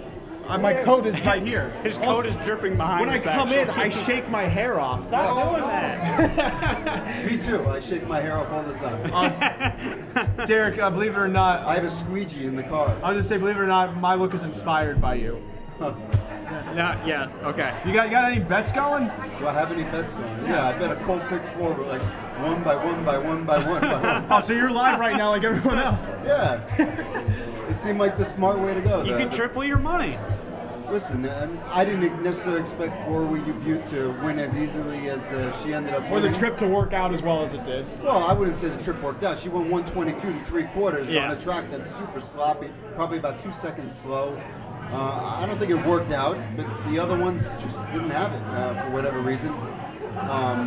I did expect Chimpanzee to do what he did. Is it Chimpanzee?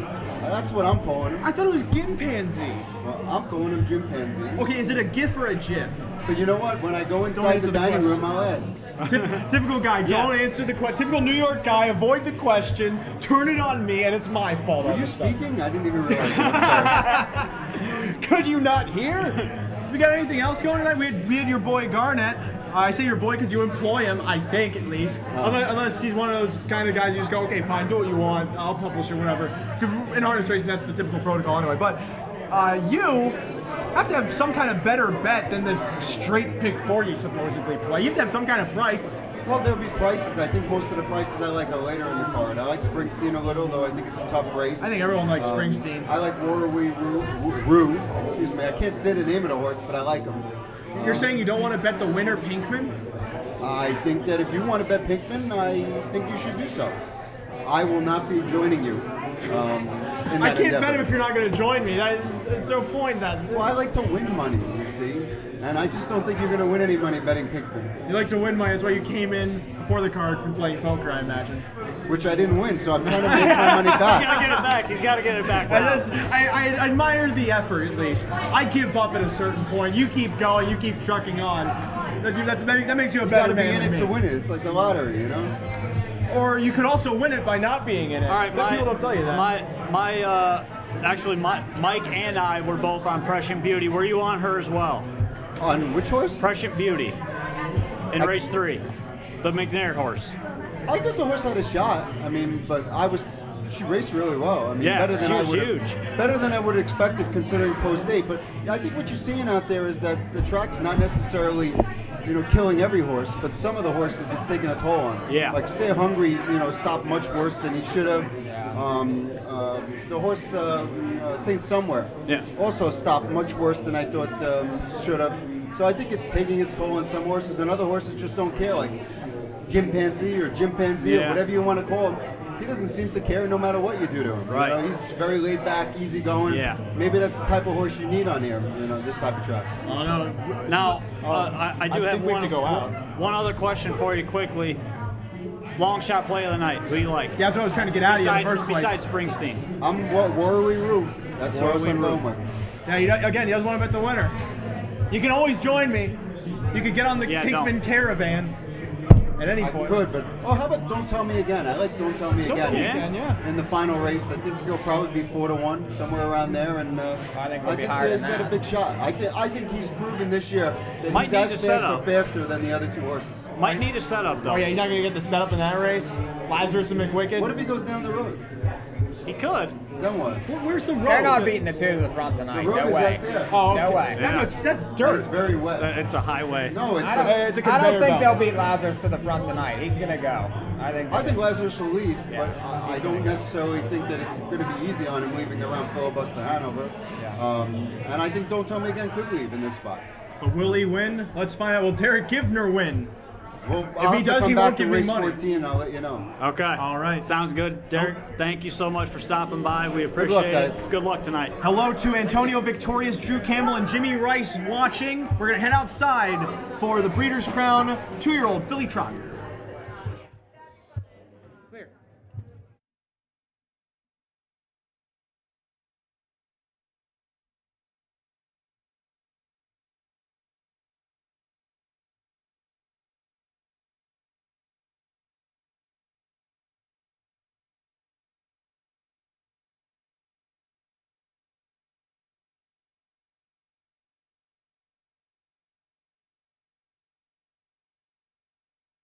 Okay, here we go. Plowing through. Thank you. The gate's moving into position. Oh, they lost the limo. I had a feeling. Yeah, the repo man came. Stay back here. You stay back here? Yes. So I don't ruin my phone. All right, fine. I'll do my best to see the horses. Well, it's not like that view's going to do me much better anyway. Wings of the starter car have opened, and here come all of the horses. There's a 4, a 3, a 5, a 6, an 8, a 7, a 2, a 9, and a 1. If you add that all up, I think it's 9.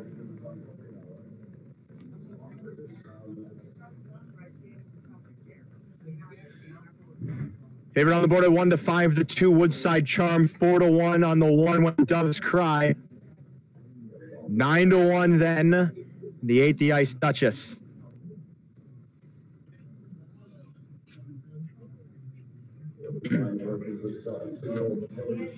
Field of 9, in line, in behind, moving into the backstretch. They're in motion. This is the Breeders' Crown 2-year-old filly trot. It's at the start and it's off with When Doves Cry leaving out to the inside and Woodside Charm pushing out too. Cloud9 Fashion tries to float away for position with Champagne Jane tucking in behind them and the Ice Duchess moving out to around that first turn. Woodside Charm cleared control here for Verlin Yoder, leads by 2 lengths from When Doves Cry in second. Third then Cloud9 Fashion in that opening quarter. The Ice Duchess tucked in fourth ahead of Champagne Jane fifth. Then back to Special Honor sixth ahead of Whispering Oaks, and towards the back Miss You Kelly and Stella Jane. Opening quarter 27 and 4/5. It's Woodside Charm leading the way here over When Doves Cry. The margin still a length and 3/4 with Cloud9 Fashion behind them third as they come on past the 3/8 pull. Fourth away, the Ice Duchess ahead of Champagne Jane fifth. Sixth is Special Honor with Whispering Oaks seventh. Still eighth, Miss You Kelly and Stella Jane moving to the outside in the back of the pack as they move on to the half mile. The Ice Duchess out of fourth. Going to try and reel in the leader Woodside Charm to the half mile station. When Doves Cry sits the pocket, locked in now, shuffled to fourth, Cloud9 Fashion. Halftime goes 57-1, 29-2 that second quarter as Yoder leads to the backstretch of the Woodside Charm, the 1-9 favorite, in front by 2 lengths, trying to go for 7 in a row. When Doves Cry still sitting that pocket spot, Cloud9 Fashion matches strides with the Ice Duchess to her flank. Special Honor locked in then by Whispering Oaks third over as they go on to the 3/4, either Champagne Jane as it's still Woodside Charm in 125-2, 28-1 that third quarter. Woodside Charm with the advantage when Doves Cry now makes her move for a Lard out of the pocket and now moving up to try and challenge for the lead. Woodside Charm turns first outside When Doves Cry, trying to get by with Cloud9 Fashion moving towards the inside. Woodside Charm outside, then When Doves Cry is not gaining. Woodside Charm gonna do it.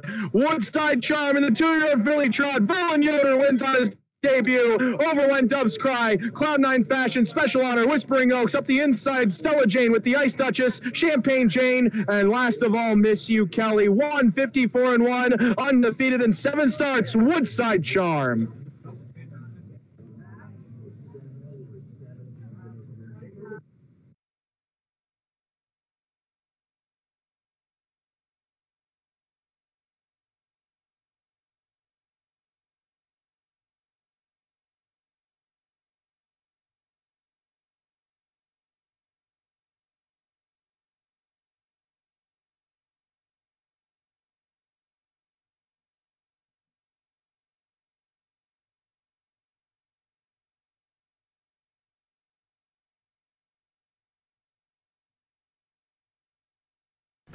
Danny Farms is proud to announce the arrival of Sire World of Rock and Roll to Illinois. Regally bred World of Rock and Roll is by Rock and Roll Hanover out of Worldly Beauty, an earner of $1.9 million and from the family that sired $3 million champion pacer Captain Treacherous. World of Rock and Roll, a winner on the Grand Circuit, has sired foals with a total of over $3.3 million in earnings, including 2-year-old filly pacer of the year in Ohio, Bad Girls Rule. Standing at Walker Standardbreds for $1,500, call Danny Farms at 312-446-8310 or go to dannyfarm.com and book your mare today. Join us September 3rd, 2018 at the annual Illini Classic Yearling Sale. Over 100 yearlings from top Illinois sires such as Doomside Perch, Sagebrush, Sportsmaster, Cassis, Pizzazzed, and many others will be sold. Recent sales graduates include 2018 Cardinal winner Holden Steady, and 2017 Illinois 3-year-old Colt Pacer of the Year, Captain Red. Visit IlliniClassic.com for details. The Illini Classic Yearling Sale, where champions are found.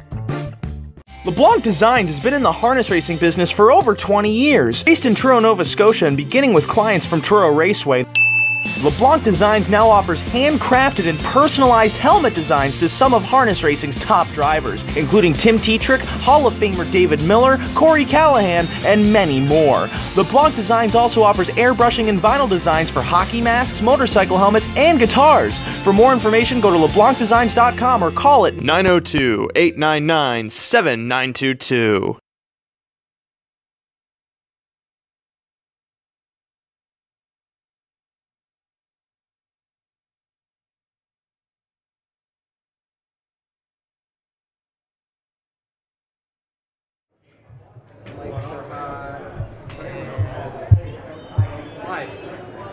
I got that race almost perfect. One flub there. The white looked like the yellow, but we all can't be winners. Who was third? That was Cloud9 Fashion was third. Came in 2-1-4-5. Woodside Charm won at 1-9. Undefeated in 7 starts now. Verlin Yoder making his first start in the Breeders' Crown as an owner, trainer, and driver. Winning easily in his first start. Try to get him, Rod. When Doves Cry tried to make her move, but chased in second. Cloud9 Fashion had a perfect trip to finish third. And Special Honor closed in to take fourth. And we have prices here from that race. Woodside Charm, 222.10, 210. When Doves Cry, 282.20 in the 4. Cloud9 Fashion, $4. $2 exacta, 2-1, good for $4 even. 50-cent trifecta, 214, $3.95. 10-cent super, 2145. The exact same price. That must be such an insult to have to go the extra mile to get that fourth horse, and it pays the exact same as the trifecta. The winners tonight, you got $3.40, $10, that was our biggest one, $4, $3, Winner.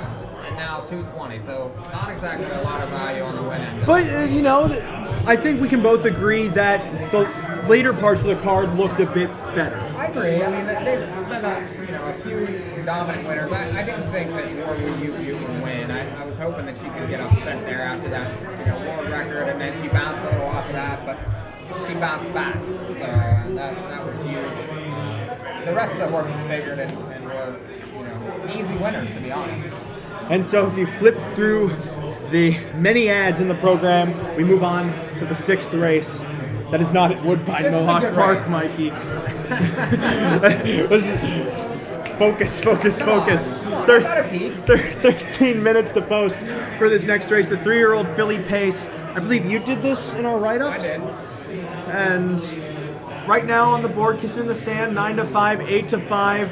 On You Are My Candy Girl, Rod's going out. Rod headed out. I think he's going to snag an interview with Verlin Yoder. We'll have to keep an eye on that. Yes, we'll keep an eye on that. Luke. Yeah, he should be on Hangouts right now. If you look. Okay. That's the. Yeah, he's going to try to snag him. Yeah. In any case, I like Alexis Power in the race, especially with her post rating. All right. Oh, he's running. Hold on. Let's. Are we going to Rod? We're going to go to Rod in 1 second here. Yeah. Unmute. Pick 4s are up, paying mostly minuscule monies. I'm going to take your mic down.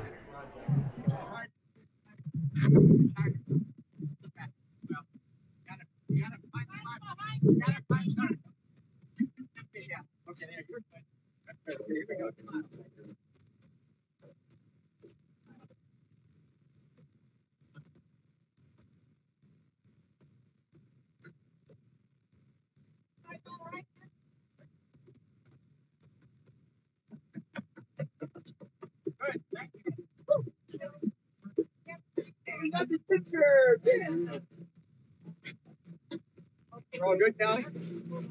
Yeah, I'll pick her up.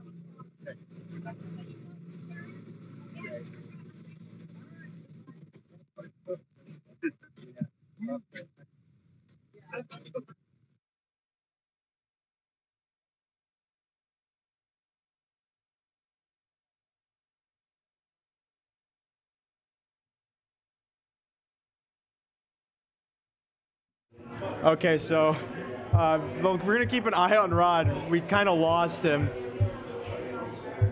Typical Rod fashion. I'm still here. I'm just over here in Rod's spot now. Oh, he couldn't get him. I was back. Yeah. You were trying to get Verlin, weren't you? Yeah. Oh, did he went away? Yeah, he had to go take the horse back, I imagine. No, the horse went back. Oh, well, that's right. He was the.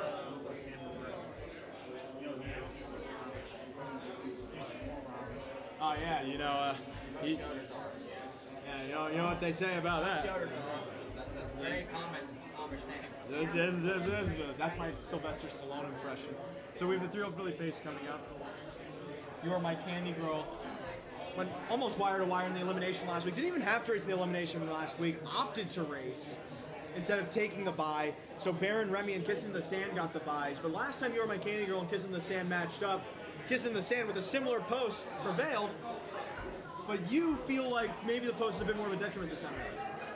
I do, and I think that Alexis Power is, they're equal to these other two horses on, the smaller racetrack.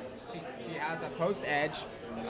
She should get a perfect trip in this race and, be live late, I think, to maybe pick off these top two horses, especially with Kissing in the Sand being in the 9-hole. Probably has to move earlier than she wants to. Is she the best? Yeah, she probably is, but the post is a definite compromise, and we've seen tonight the outside has not been good. It's been very difficult. Has it been very difficult, Rod? Yeah, absolutely. I mean, you got to be up close, and that's the thing right now. Just staying within range, turning for home, because number one favorites have been on the front, and the way the rain won't stop. I mean, the track is just plain front end. I gotta get money. Oh, okay. But you're gonna come on after that? Yeah, it's a little candy apple. Oh, okay. Always something Adriano Sorella's got to do. You're getting money for me, right? Yeah. Oh, okay, perfect. All right. Beautiful. But Rod, Mike and I were talking about this race. This is the 3-year-old Philly Pace, the 6th race. Yes. If you go past all of the advertisements, you should eventually see that there is more racing happening in this program. Yes. 8-5 on You Are My Candy Girl, 2-1 Kissing the Sand, Alexis Power, the third choice at 5-2. Everyone else is double digits. Is it even remotely possible for any of these other horses to win? Yes and no. I mean, who's gonna be who's gonna be in the 2-hole here? Because I think you're gonna have Alexis some Power. battling. If you have 2 or 3 of them battling up top, whoever's sitting in the pocket is going to be the benefactor there. So you have to look at who is going to leave number one and who's going to be the benefactor sitting inside behind the battling horses here. I think it's going to be a hot pace. I think You Are My Candy Girl goes. I think Kissing in the Sand goes like she always does. Alexis Power goes. Those are the 3 favorites, so they're going to duke it out early. Percy Blue Chip has early speed. I know Luke's smiling right now. She's another Ontario bred. She's got early speed. This is the 5th start for Burke now, and she's been pretty good. She's kind of sneaky in this race. She should sit right in the 2-hole. If she does that, definite play here. Well, Adriano's going to go get that candy apple, and then he'll be back unless he finds something else to do. Right now she's 29-1, and I think she's plays extremely well in this race. Like Rod said, since Burke took over, she ended up winning the Super Final. She has a giant amount of backlash, won 350,000 last year, and she draws better here. I think, that last race, it's an elimination, but it set her up okay for the final here. I feel like they're going to try harder. I like the Kaylee. I like Burke. I like the fact that she draws better than the 5 and the 9. And you can't beat 30-1 on this one. I think not without a shot, especially underneath. Well, another horse I feel like worth considering is Baron Remy. Got the bye. Ohio Sire Stakes horse. Has speed to get into position. She could get the pocket. Not really my kind. I don't think she's getting the pocket. You guys don't think she's going to get the pocket? No. No way. Who does? I think the Percy. 2 does. Percy Blue Chip. The 2 or the 4? I think the 2, more realistically. Yes. Because Alexis Power, that's her game, that's her motive. They're going to make sure they, being Tetrick, I assume, is going to want to get the pocket. Because he's going to press You Are My Candy Girl very, very hard early. There's no doubt. They got to string her out.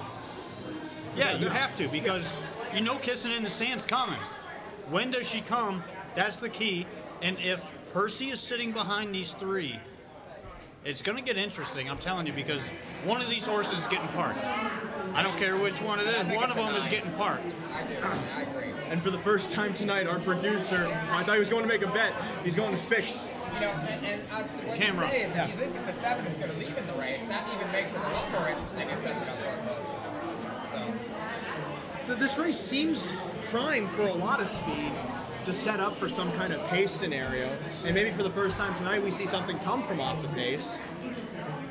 But at the same time, there is that possibility that they all yield to You Are My Candy Girl, hoping someone else would do the work for them, and she gets the win. Kind of what happened in the Adios earlier this year, Dorsadura.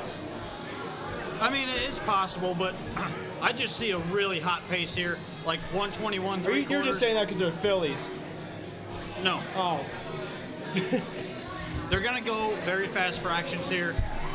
You're My Candy Girl, Kissing in the Sand are going to duke it out, I think, the whole way. And either Alexis Power or Percy Blue Chip is going to be the benefactor. Well, it looks like they're going to be stepping onto the track shortly for this 6th race. Mike got bored very quickly. As he goes There's also, if you're interested, Woodbine, Meadowlands, write-ups on NAHUpicks.com. That's true. There is a lot of racing happening There's tonight. a little more, price action at those places currently. I feel like I lucked out, though, in our write-up on the website because I got some races that I really love. Okay. The mare pace looks fantastic. The open trot looks competitive. I forget what other races I did. But all of those later races look like the betting races of the night. I thought this was a good race also because you have 3 almost equal favorites here. So, I mean, that spreads the betting around and it creates value on some of the middle priced ones because all the money goes to 3 separate horses. Then you have no choice but to get a price on all the middle ones. So. I mean, looking at the board, the value to me is going to be Alexis Power, considering how the race looks to set up. Right. And 5-2, you get the 3 best horses, take the highest price of the 3 because Alexis Power is not unrealistic. She's beaten these fillies before. And I think she's going to drift. She's typically 4 or 5 to 1 whenever she ends up against these 2 horses, and that's probably what's going to end up happening again. And so, Rod, 8-5 favorite now. The 9 Kissing in the Sand. You Are My Candy Girl's 2-1.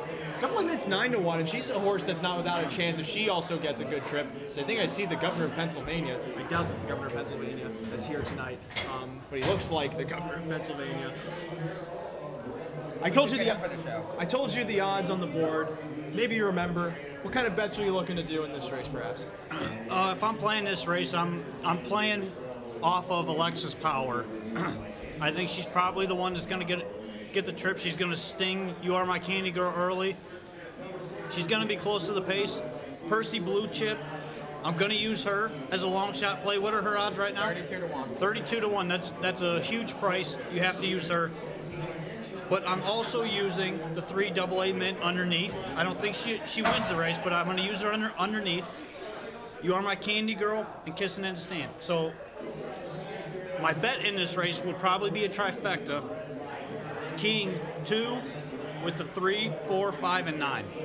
Okay, the good thing you recapped that because you said a lot of names and a lot of numbers and I was getting very confused. But it's strange that all of us are agreeing here that Alexis Power is the value of the race and as such feeling that she's the horse you got to play on top, but you got to try and make some money in these races, especially as we're getting to some of the more competitive races later on the card. We kind of had a feeling Woodside Charm was going to win the Philly Trot. We had a feeling Gimpanzee was going to win the Colt Trot. We had a feeling You could win the 2-year-old Philly Pace. I didn't remember what it was. And Jimmy Frey. So far, nothing out of the ordinary has happened. It's early still. It's still early. Some of the shots you guys tried to take, admittedly, we all agreed are shots. Because you got to try and take them if you want to try and make money. We had the right horse, Prussian Beauty. We had the right horse, not the right trip. Yep. I agree with that. And this time around, if I'm looking at it, Alexis Power to me is the most likely horse if we're talking horses I would bet. Baron Remy, I still feel is going to be involved just because she has the speed to get into contention, and that might be all you need tonight. If she can get off the gate, get to the rail, and not park, she's likely up in there for at least exotics at 22-1 even. Yeah, not 22-1 odd. I mean, I would use her underneath. Like if you're playing a super, maybe third and fourth. I don't know. She can't win from out there. I don't think. It's a tough spot on a night like tonight, and the outside post has been, to say the least, not good. Yeah, you're getting 20-1. That makes a big difference. I also, if you notice, I did the mic face too.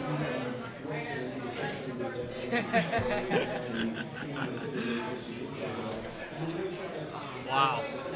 I'm also trying to gauge when we're supposed to go out by when Gabe Pruitt and Jay Bergman stop talking. Right. We have no feet in front of us to give us a sign, except that one, of when we're supposed to go. But even that's been kind of flickering through the card. 35-1 on the floor here. Come on.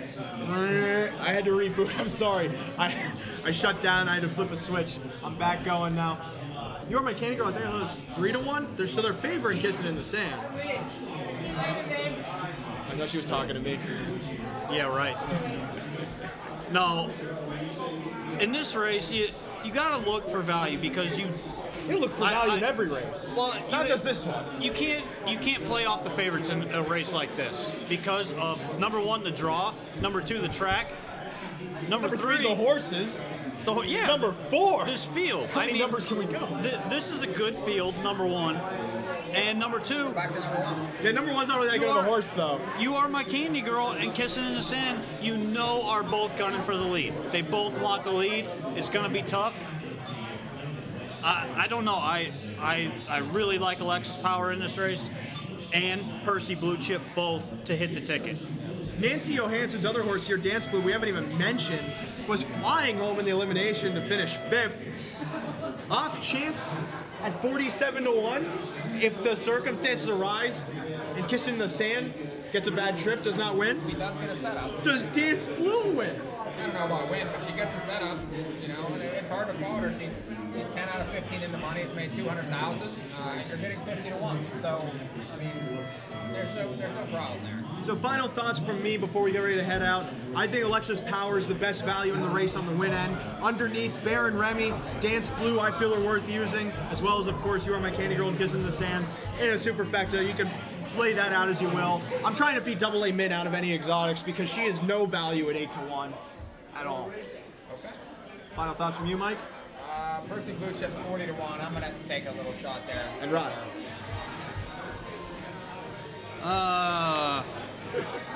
Exact box 245. All right, we're going to head outside for the 3-year-old Philly Pace. Back with more 3 wide in a moment.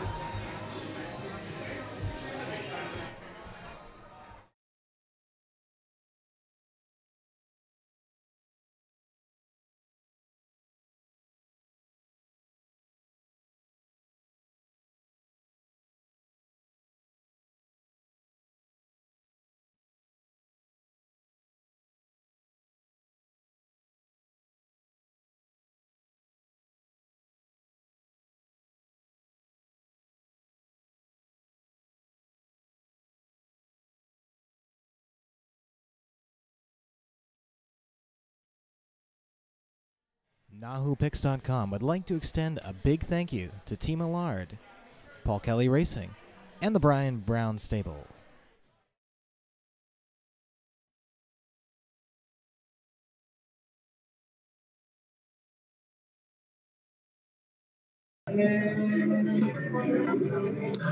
So I've already been injured during this broadcast.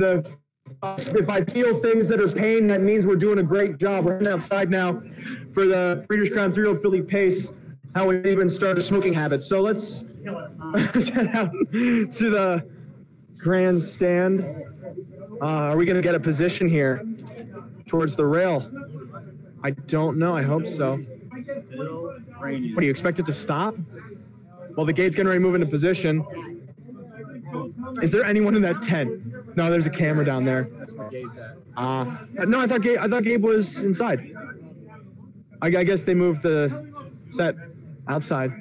All right. Yeah, right. That was the thing. He got this. All right, yeah. Well, no, I got to see the backstretch. Yeah, we're not going to. Okay.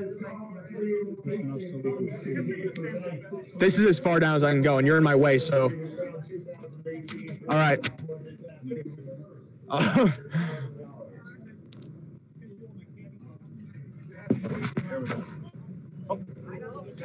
That's all right. And round two. All right. 8-5 favorite, the 9 Kissing in the Sand. 9-5, the 5 You Are My Candy Girl. 5-2 Alexis Power. Those are the big 3, and then there's everyone else. As this field of 9 is in line, in behind, into the backstretch, in motion, and approaching the start. This is the Breeders' Crown 3-year-old filly pace. And it's away and pacing with Alexa's Power pushing out for the lead outside of her. Double A Mint. You Are My Candy Girl trying to show speed too as they move on to that first turn. Strong Opinion showed no speed from her rail spot as she drops out towards the back of the pack. Alexa's Power moving out to try and take that pocket spot as outside You Are My Candy Girl and Percy Blue Chip up there too as they go to the opening quarter. Double A Mint away fourth as leading the way. Percy Blue Chip to the outside.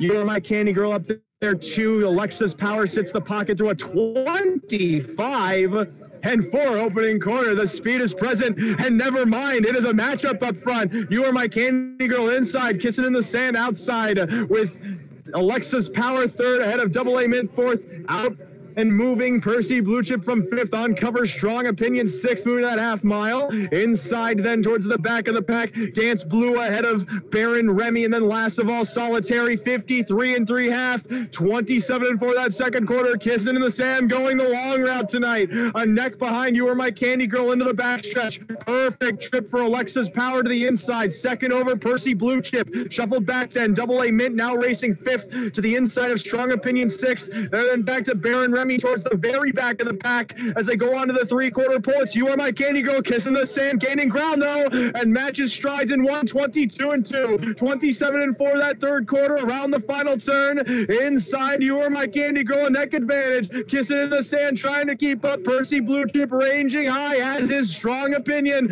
End of the lane now. It's You Are My Candy Girl Kissing in the Sand, gonna try and surge by, but You Are My Candy Girl holding sway. Kissing in the Sand still coming, and Percy Blue Chip, widest of all, is Percy Blue Chip raging up to pull off the Breeders' Crown upset from Kissing in the Sand. Up the inside then, rallying Dance Blue, and outside Baron Remy. It was Percy Blue Chip on a perfect trip at 50-1 in 1:51-1 to take the 3-year-old filly pace.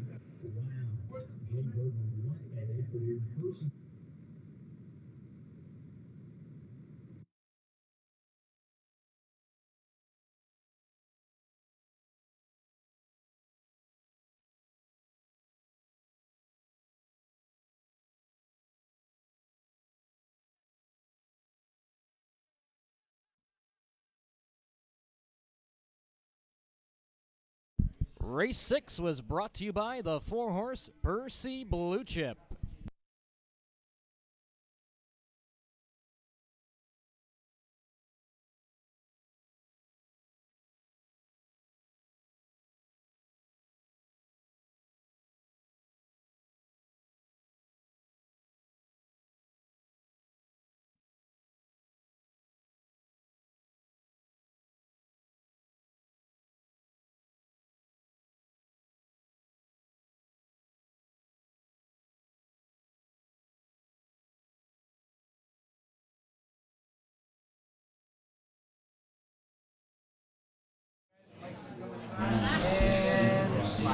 Wendell Jones tuning in for a very great race. Percy Blue Bang, Chip. bang! Jesus, don't shout gun noises. Bang, bang, we got another one. 50-1 this time. 50-1. 50 to We gave that one out live on the air. 50. I hope you guys played. 50-1 winner, Percy Blue Chip. How about your two horses, third and fourth, the 6 and the 7? Perfect trip. Am I supposed to recap the race, or are we just going to talk about how much money you guys won? Mike just exacta paying. Mike had 6 across on Percy Blue Chip. at 50 to 1. She wasn't even 50 to 1 when we went outside. She was 30, and she drifted up. Exact. Wow. It's over now. Unbelievable. 50 to 1, Percy Blue Chip. $581. Look at that. We just gave you a $500 exacta. Kissing in the Sand second. Third, Dance Blue. And fourth, Baron Remy. Dance Blue, Kissing in the Sand did not get the trip she wanted, but Dance Blue definitely was coming. I told you Kissing in the Sand was going to get parked. Number one. I told you to box that 245 exacta. I hope you box that exacta. Yeah, but the 9 was second, so I don't know if that's a winner or not. She got parked. She won a huge trip. Yeah, the fact it was giant. The fact that she was still coming. Yeah. We knew you were. Well, I felt You Were My Candy Girl after being pressed that entire mile was done, and maybe that was the strategy for Zeron, because You Were My Candy Girl cannot bear pressure, and Kissing in the Sand can definitely take air. Just. You knew whenever when one Burke wasn't ready, there was another right behind. The thing is though, this horse figured should have never been this price, and you knew when he pulled her second over, she was going to have a massive chance in the stretch. Off of those fractions, especially. And she's got a ton of class to her. I mean, she's not going to lose off that trip. I don't care what her price is. Well, she also, and I felt that she was kind of off from her 2-year-old form. You guys clearly didn't. That's why you guys have money and I don't. But no, I thought that she bounced back nicely. Since she's gone to Burke, she's been much, much, much better. I mean, if you throw that last race out, she fits in the race.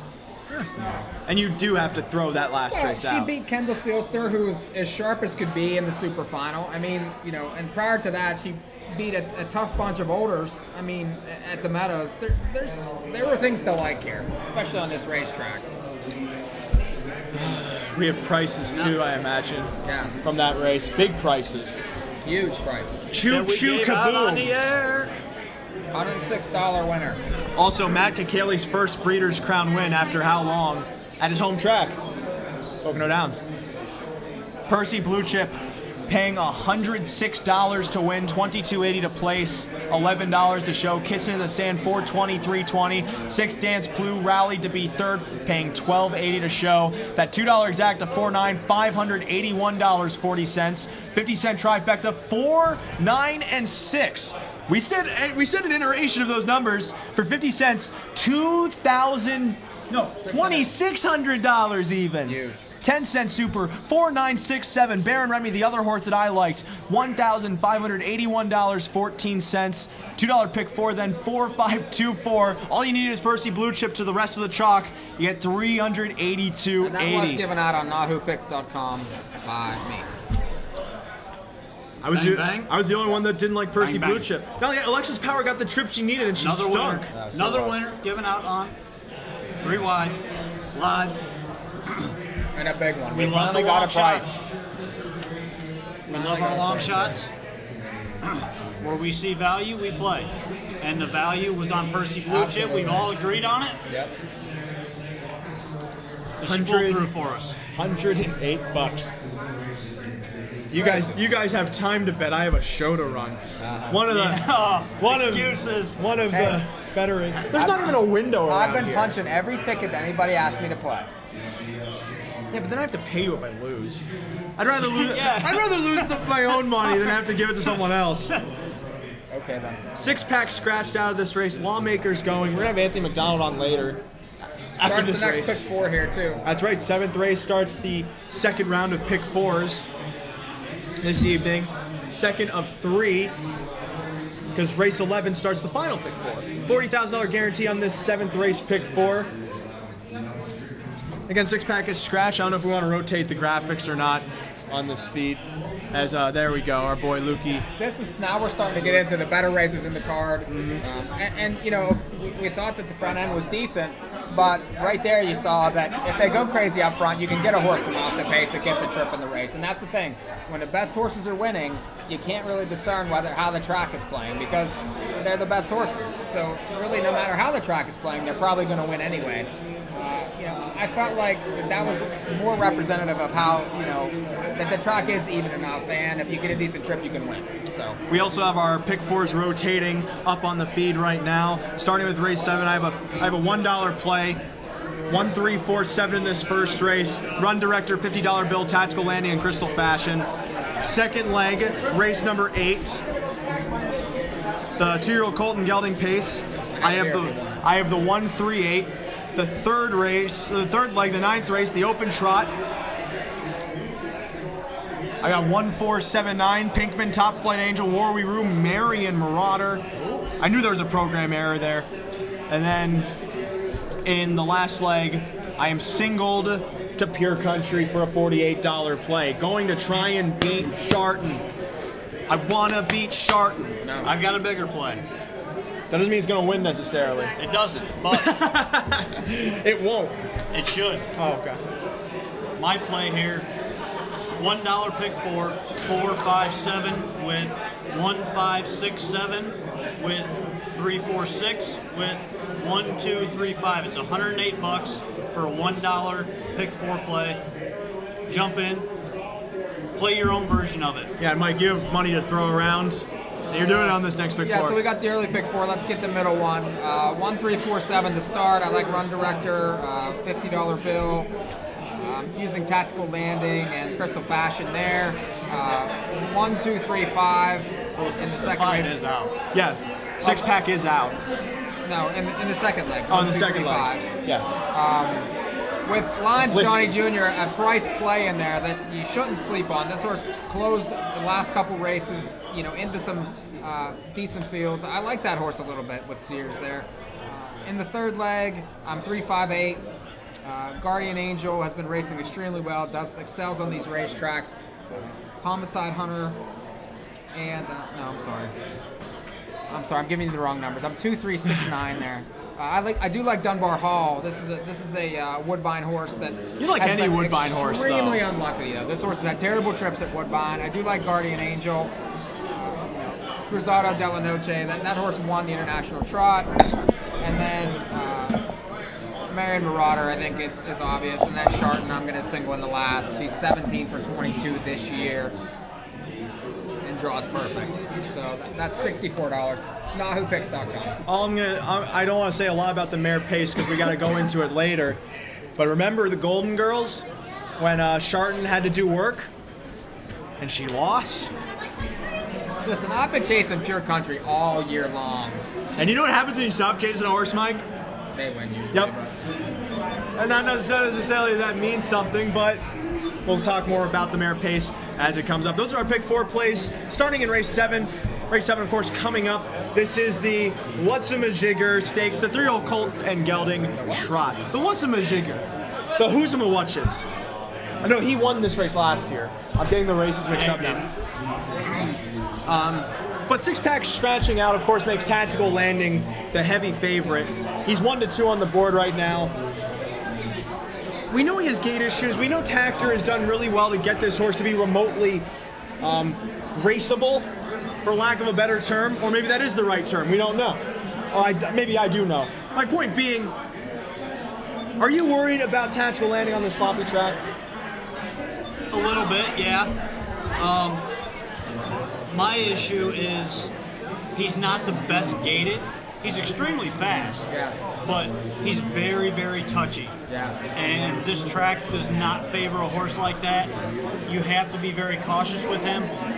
He got around last week before the rain picked up. The track was off. It wasn't terrible at that point. But the thing with him, he's got to have his own way. Not necessarily on the front or covered up.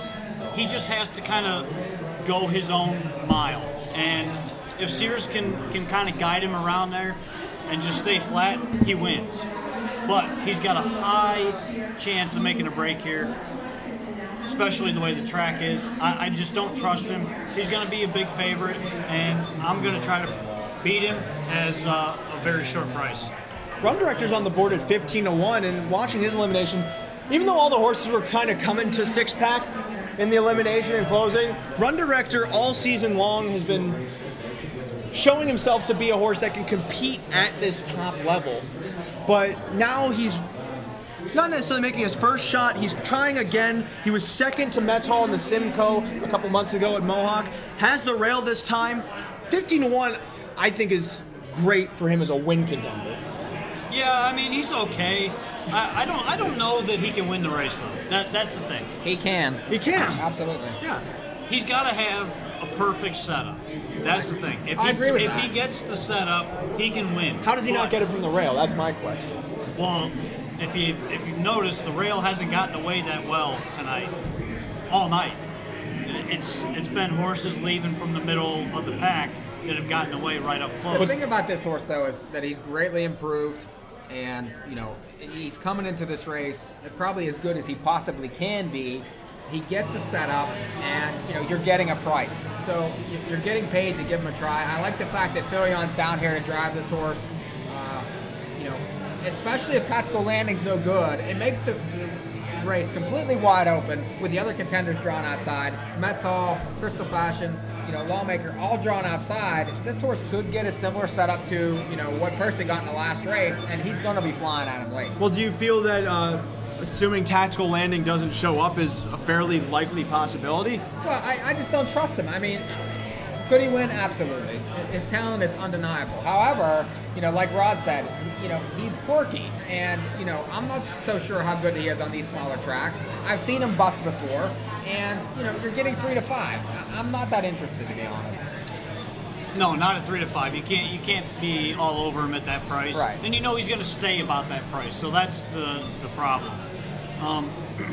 I would use Crystal Fashion here. He's 9 to 5. No, I don't mind that. Yeah, I mean, he's good, though. I mean, he's a good. I mean, he's been good all season long. And Trip didn't work out last time. I'm using him. I think he's got a big shot. Draws a 6 now. Not a bad horse. Metz Hall, he went a million miles an hour. 20 to 1. All the way around the track. That's a lot of miles an hour, Rod. He went fast. And to replace Six Pack, you could throw Metz Hall on the ticket.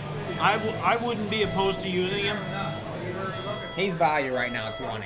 Yeah, and that's too high. That's big odds. He also shouldn't be on the lead, though. He might be.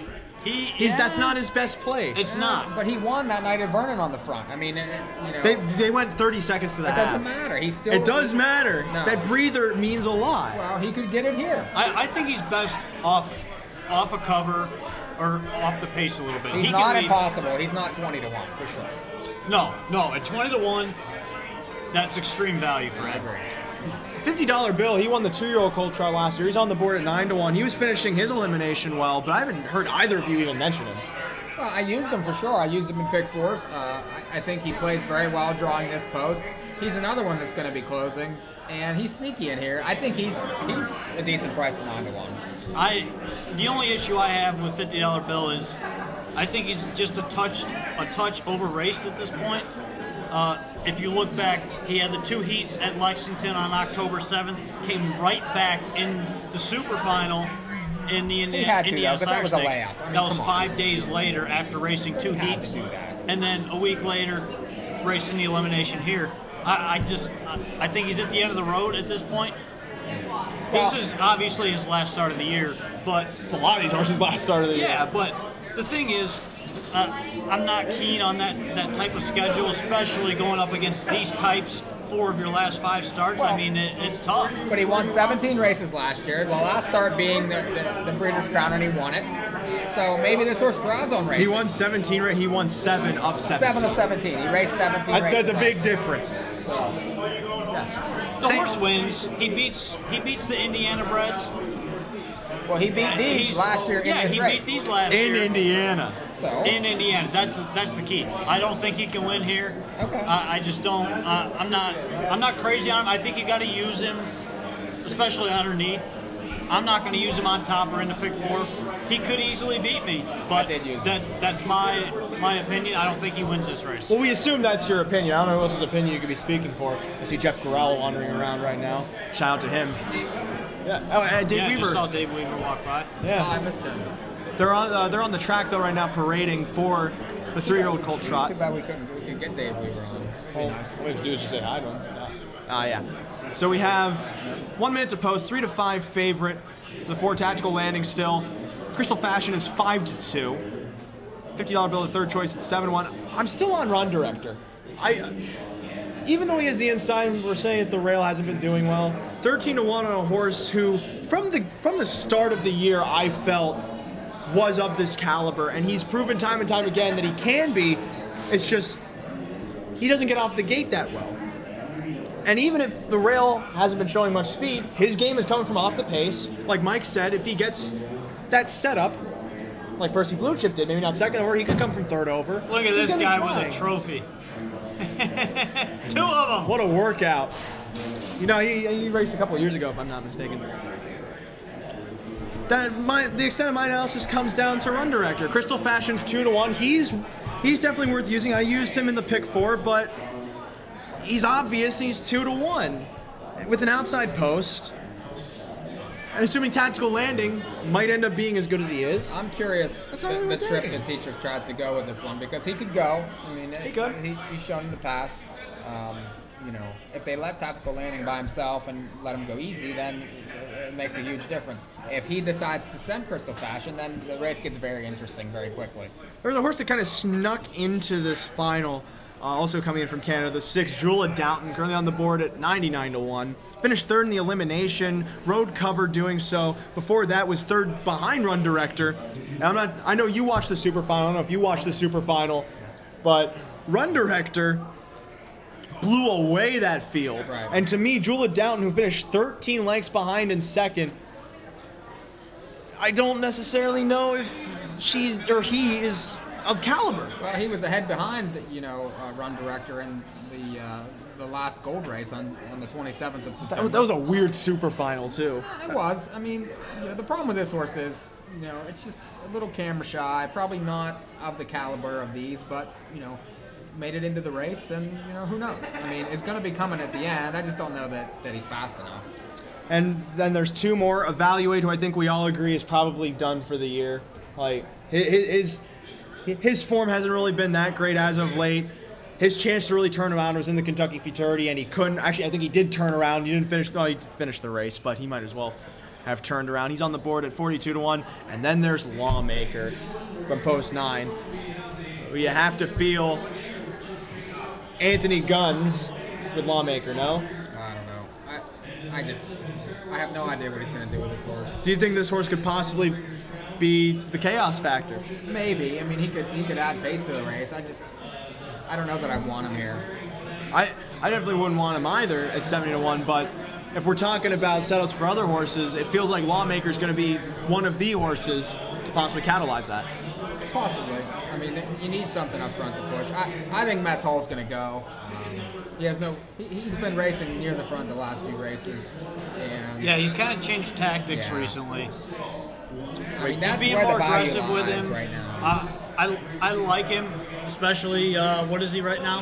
19. 19-1.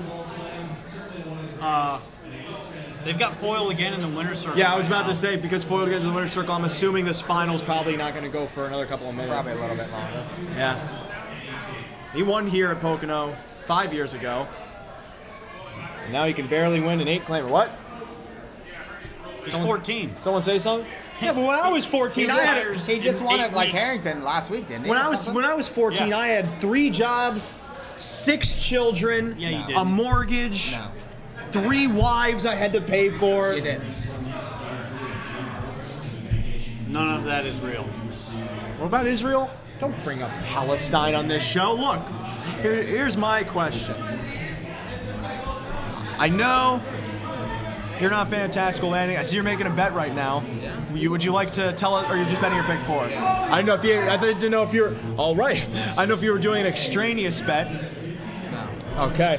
Well, then, Rod, for you. I might add Matt Hall, though, just because. The price is too good for me not to. But, Rod, you were big on Percy Blue Chip in the last race. It looks like you're getting ready to either bet this race or go out for this race. Either way, what do you like here? For a bet. For a bet, I would it's a tough race to bet. I would be betting Metz Hall to win in place, and then I would be playing an exacta box somewhere. If you want to play a super's probably your best bet here, because you've got options in this race if you're trying to beat tactical landing as the favorite. I would play superfecta using some kind of combination of 1, 3, 4, 7, and 8, or just box them. I like the box there. I'm a fan of boxing the 1, 3, 7, and 8. I think that's kind of a bad play. I don't know. I mean, if you're going to do a 4-horse exacta box using, 3 of the favorites, I mean, I don't know. Or I would just bet the 1, 3, 7, 8. I like his bet on the 8. I like that. I mean, that's where the value lies currently, I think. Oh boy, we got some cool kids out there vaping as we're about to go join them in a moment. So also we have a lookout for Adriano Sorella at some point. He'll be back eventually. But we're gonna head out before the call of this 7th race, the 3-year-old Colton Gelding Trot. We'll be back in a moment.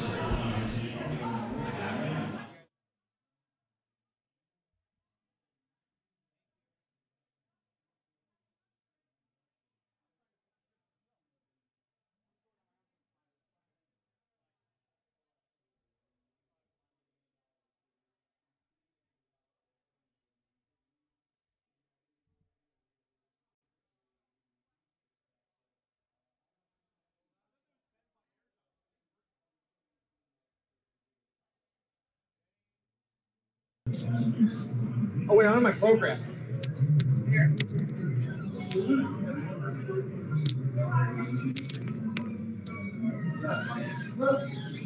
I played that last time. Winner! He's a winner! This guy's a winner! Hey, we liked her. I like her too. On the air. I may have bet a couple dollars. Nice. How'd you pay that much if we all bet? No idea. I didn't bet her, so that's why. Big schools are good. Yep. 50% takeout. That was Mark Weaver. Oh yeah, let's get over. The gate's not even close to position. Then I'm glad the rain is finally starting to leave. Run director currently on the board at 13-1 by the looks of it. I wish I could zoom in.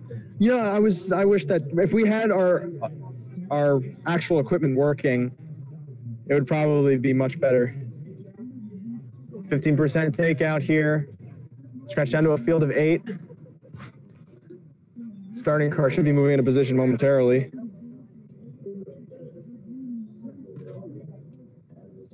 All right. Two.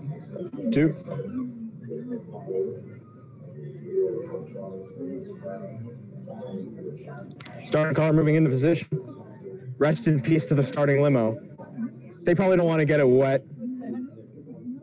Too late. Yeah, they got mud on it. There's no refund. Starter calls.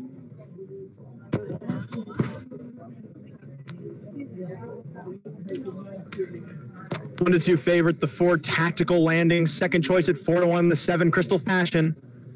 Third choice 5-1 on the 3 $50 bill.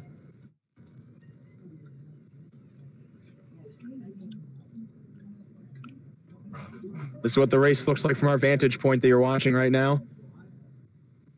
This is how I've been calling all night. This field is in line, in behind, into the backstretch. It's the Breeders' Crown 3-year-old Colt Trot.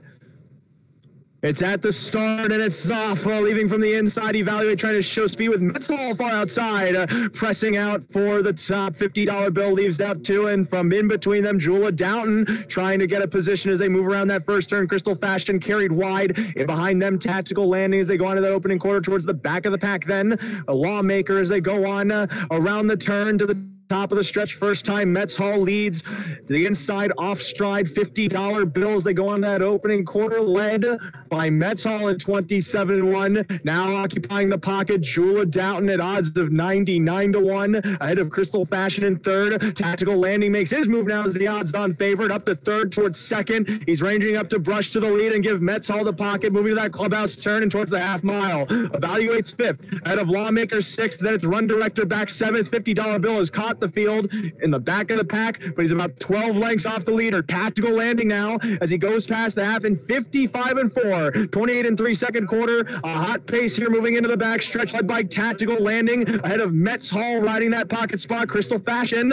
out of fourth, now moving up to third uncovered as he has about 3 lengths to make up on the leader. Jewel Downton's locked in ahead of Run Director, 2.5 lengths back. Outside of them, Lawmakers, they go on to 3/4. $50 bill begins to lose contact with the field as Tactical Landing moves on to the 3/4 pole. Metz Hall just waiting for room as Crystal Fashion's now up within 2 lengths of the lead. Jewel Downton gaps out towards the back with Run Director trying to start his bid. They went 3/4 and won 23-4, 28 seconds at third quarter, and Tactical Landing's trying to open up on them into the stretch now. Tactical Landing leads by 3.5, and the margin now growing from Metz Hall in second, outside Crystal Fashion, but it's Tactical Landing. He's cruising to the line. Tactical Landing had it won from the half. He wins by 4 in the end from Metz Hall. Crystal Fashion, Run Director up for fourth. Tactical Landing gets it in 1:52-1.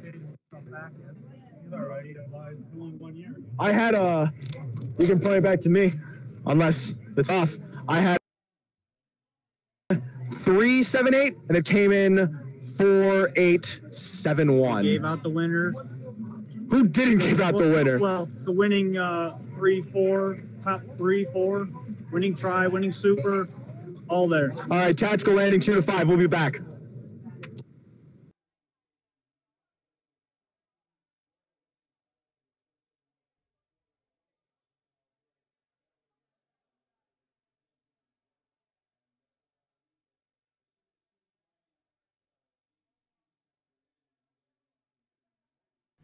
Dandy Farms is proud to announce the arrival of Sire World of Rock and Roll to Illinois. Regally bred World of Rock and Roll is by Rock and Roll Hanover out of Worldly Beauty, an earner of $1.9 million, and from the family that sired $3 million champion pacer Captain Treacherous. World of Rock and Roll, a winner on the Grand Circuit, has sired foals with a total of over $3.3 million in earnings, including 2-year-old filly pacer of the year in Ohio, Bad Girls Rule. Standing at Walker Standardbreds for $1,500, call Dandy Farms at 312-446-8310 or go to dandyfarms.com and book your mare today.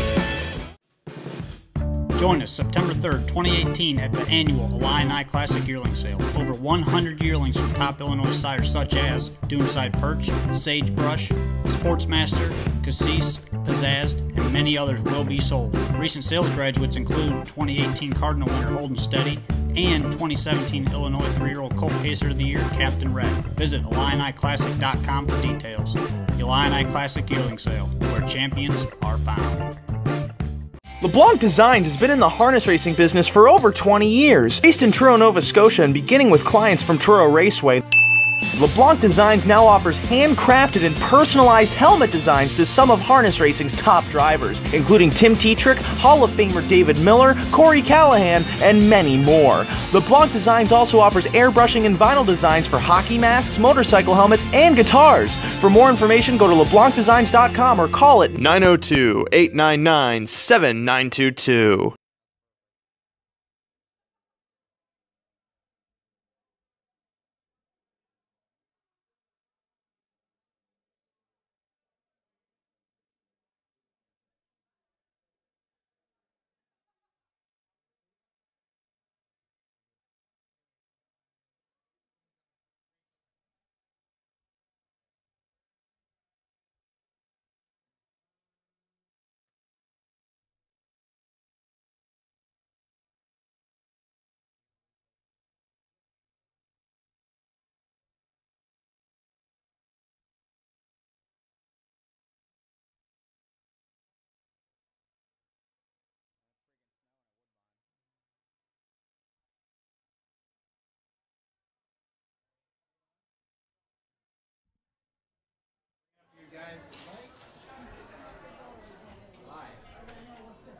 We are back with 3 wide. More winners given out. Chalk on top, but we gave out the value underneath. 18-1. Metz Hall finished second. Right back at it again. And you see the vacant chair here. Ray is actually on the other side of the table right now. And he's going to start talking for some reason. And Mets all raced really well. Yeah, I don't really know why I talk much For anymore. second. You want me to read prices? Yeah, you can read prices. Okay, so Tactical Landing won $280, $240, $210. Mets all was second, $8 to place, $4 to show. Crystal Fashion third, $2.80. Exacta 4.8, $25. 50-cent try 4.87 was $15 and a nickel, and then a dime super 4.871. Run Director was fourth, $13 and a nickel. So, Well, you know, the whole theme of the night so far seems to be that you just can't beat good horses when they're good. Put that on a poster. Well, I mean, when you have a 2 to 5 shot come first over at you, it's tough not to let them go when you know they're the best if they stay flat. So, I mean, Andy Miller made the right move there, letting that horse go. And he got a big check for second. Yeah, I mean, that's a $150,000 check for second. Yeah, but you know, it would have been a bigger check if he won, but you couldn't beat Tactical Landing. He wasn't today. beating him tonight. No, especially once Tactical Landing made that move past the half, that race was over. Yeah. When he pulled him, I thought maybe he might get a little bumpy there, but he never really did. No, he never put in a bad step. Yeah. The horse is extremely good. Yeah, the only time he got bumpy any time this season, I should say any time this season, recently this season, was in the Kentucky Futurity, but of course going 2 heats, horses can be fatigued to begin with. Yeah, and the Hambo final he did the same thing, but that's another story. Hambo final, he was second though. He was great in the Hambo final. No, Mets Hall was second in the Hambo final. Tactical Landing was third in the Hambo final. I should know that. I was on Mets Hall that day. I was talking about how great of a pick that was. You know, it's kind of funny. We've been on Mets Hall off and on all year, and we seem to catch him on the right days when he's first or second or third in the Hambo at big prices. Well, and the board has dictated a lot of our action there too. I mean, so I don't know how he keeps not taking any money at all. Because he keeps losing. But he's right there every week. We keep having it but every you single keep week. forgetting they're betting horses to win. Right. Moving on. Anyway, this next race, race number 8, this is the 2-year-old colt pacing final. Field of 9 here, led by earth-shattering stuff being thrown at me. Elimination winners, Proof and No Mas Amor. And Captain Trevor, all 3 winners in their eliminations last week. Now, this is a race I do like another long shot in. I'm going outside. The only issue is, where's he going to get away? I'm hoping some things happen, things fall his way. Who? I'm leading up to it. It's dramatic. Dun, dun, dun, dun. Let's get that squared away. The 7, Love Me Some Lou. This horse got run into last week, had a ton of go late. He made up at least 15 lengths on the field on the backside. We're going to show you a replay here shortly. There's a lot to like about this horse. It's 28 to 1. Once you see what I'm talking about here, you will agree with me from this replay last week. I've got plenty of... Yeah, we won't need that one. We're going to break anyway. But this race, Love Me Some Lou, my long shot play. Proof is another one. He raced giant last week, come flying. Dave Miller was very, very patient with him last week. He had a lot of late pace, and he went right by the field. I mean, you can't fault this horse. He's got the rail. He's flash speed in the past. Not a perfect setup, though, in that race. He did have a setup. But he was shot out of a cannon. Yeah, I mean, the setup was there, but this horse has shown early speed before. So he's versatile, and for a 2-year-old, that's tough. I like his chances. He's got the rail. Depending where he gets away, I think he can win this race. Another Brian Brown trainee here, the 6th Air Force Hanover. He was second in the elimination, cut the fractions out. He had to go wicked fast on the front end and just got a little tired late. Do not discount this horse. 6 to 1 morning line. Where are we at currently with him?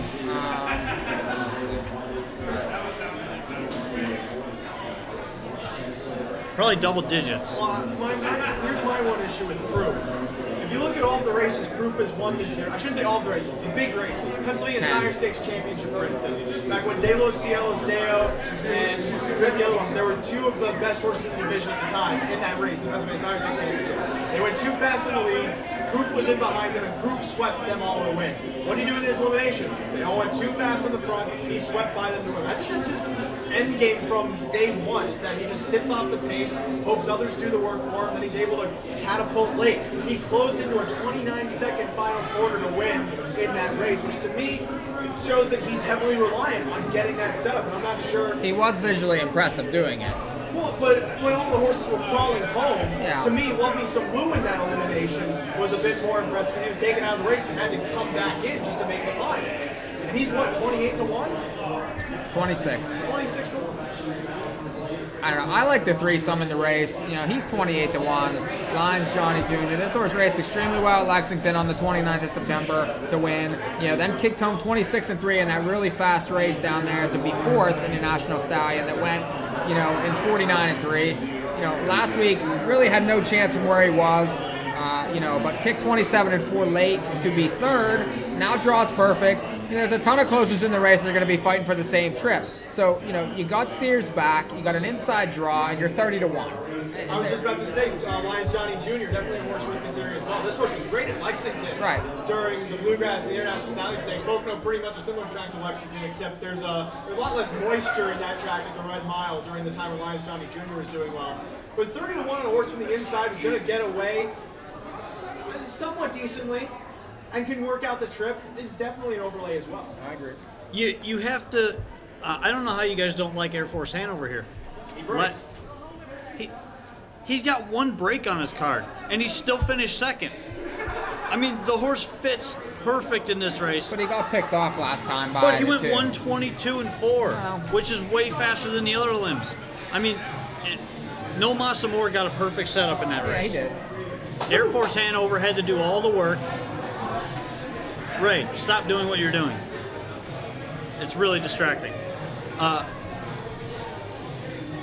He did all the work in there. He's going to leave in here. He always does. He's got early speed. So he might end up on the front. And if he gets left alone, that could be the key here. If he gets, 55 and change, 123 to 3/4, he's going to be tough because he can still get home. Are you trying to predict fractions again? Yes. He can still get home. Okay, that's Rod, the thing. Rod, right now, live on the air, tell me what they're going to go in this race. Give me all of the splits.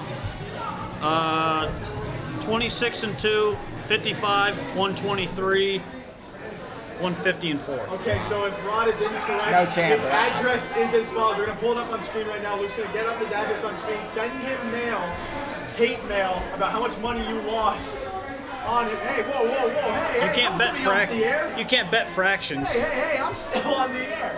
There's no cane around. No vaudevillian exits for me. Wow. What is that? James is bugling. I had the groove. They are post parading. Did we do the replay already? Is the replay on? Oh. Nah, don't worry about it. We'll have to take our word for it. We have the other one. Yeah, just take our word for it. Love Me Some Lou last week got interfered with, obviously. That's in the program. You can see that. Made a break, lost about 15 lengths. He wasn't on the screen at the 3/4 pole. He wasn't even on the screen until they almost turned for home, and he was catching the field, and then got in behind the wall of horses. So this horse, value all day long. What kind of odds we got? 34. 34 to 1. Great value. Now, I haven't done this on the air yet all night. So, Mike, I'm going to give you my picks here. I thought it was going to be a curse word. The bet that I will make here, Mike is going to put it in for me. I'll put it in right now. I owe him $10. I'll put it in. Okay. What do you want? We're going to bet $5 to win on the 7. Okay. At, what is he, 34 to 1? Yes. 34 to 1. We bet 5 to win on the 7. And we're going to play a $1 exacta box 1, 6, and 7. 1, 6, 7 for Rod. Dollar box exacta. It is in and accounted for. There we go. And all of these winnings will be going straight towards Rod's pockets. Yes. The new charity sweeping the nation. I will have a slight finder's fee if he does win. Rod's pockets. No, he won't. Rod's pockets helping. Or this money can stay in the account because he owes me a bunch anyway. Around the world. I just hit. It's not my turn. Go ahead. I don't even know what he paid. Oh, no, I had nothing else to add. I just like seeing myself. Yeah, stop watching yourself. I think the 3's worth a play at 37. There's another big long shot that's really way we're on too long high. shot. That's the thing about these Breeders' Crown races. You can be on legit long shots in every single race and not be wrong. I mean, Or you could be wrong. Well, I mean, we've been on with our long shot picks most of the night. Well, so. not only that, we had the one long shot of the night. Well, I'm not going to take credit for it. You guys were on it. I did not like Percy Blue Chip. You guys were on her at 51. Mike was definitely on her. Yes. And Mark Weaver actually stopped by when we were walking out for the last race, and he said, "How did she pay that when we all bet her?" Well, I did. Yeah. I mean, that's why he was smiling, I think. Yeah. Well, that and a $300,000 check. That too. Just put it with the rest. Yeah, I was going to say, what's a $100 win payoff in comparison to a $300,000 purse? It's not about that, Ray. It's about the chase. That's right. I would rather the trophy. I feel like the one's way over bet here. Odds? We want to shout out LeBlanc Designs quickly. LeBlanc Designs, of course, the maker of Rod's helmet, and also helping our helmet cam. That's right. Mark Anderson's back in. He likes the Florida price here. LeBlanc Designs, making patterns for your head. Not quite. Well, I was testing out slogans for them. They don't have the slogan. LeBlanc Designs, driving you. No. No, you're wrong. This whole improv thing is just, Quick reminder, LeBlanc after this race, we are taking a short break. We will be back for race 9. It'll be a different feed because we have to stop the feed for regulation purposes. So we will be back after race 8, before race 9 goes. So you're not going to miss anything from us. Be sure to go on to our next live video, which will be right above this probably. But we do want to shout out everybody that's been watching. Tons of viewers tonight, all night long. We've had consistent double digits all night long, just on Facebook alone. So we appreciate everybody watching, and we've got about a minute or so to post here.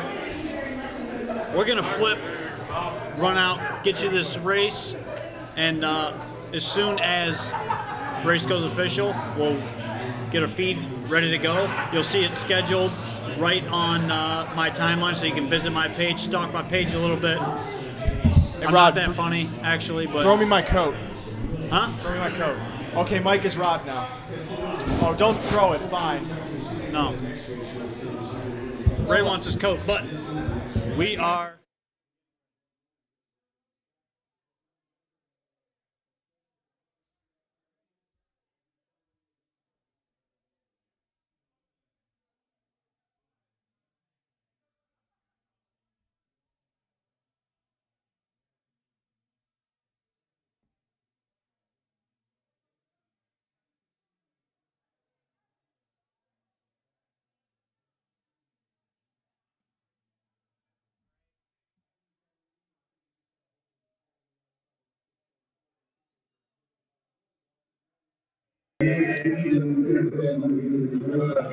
All right, Ryland Coons, the roaming reporter here, getting ready to go out for this next Breeders' Crown race. We are going out in music video style to make sure no one else is behind us. There are people behind us. We're walking out the wrong doors. Whoops-a-daisy. That's not our fault. That's the system's fault for making right doors.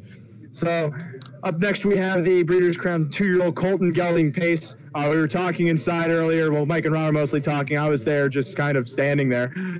And Proof is 9-5. Oh, that's a terrible price on Proof. 40-1 Lions Johnny Jr. That's not a bad price. I kind of expected Proof to be about 9-5, 2-1. Yeah, but I mean, he's good off a setup, but at the same time, 9-5 on a horse that needs to be closing into a fast pace. Closing off of a fast pace, I should say, a bit too low, in my opinion. Lions Johnny Jr. going off a similar setup is as good of a price. And Love Me Some Lou, 37-1. Definitely has his excuses from the elimination. No reason he should be 41-1 now and just going up. And so let's go down and get rid.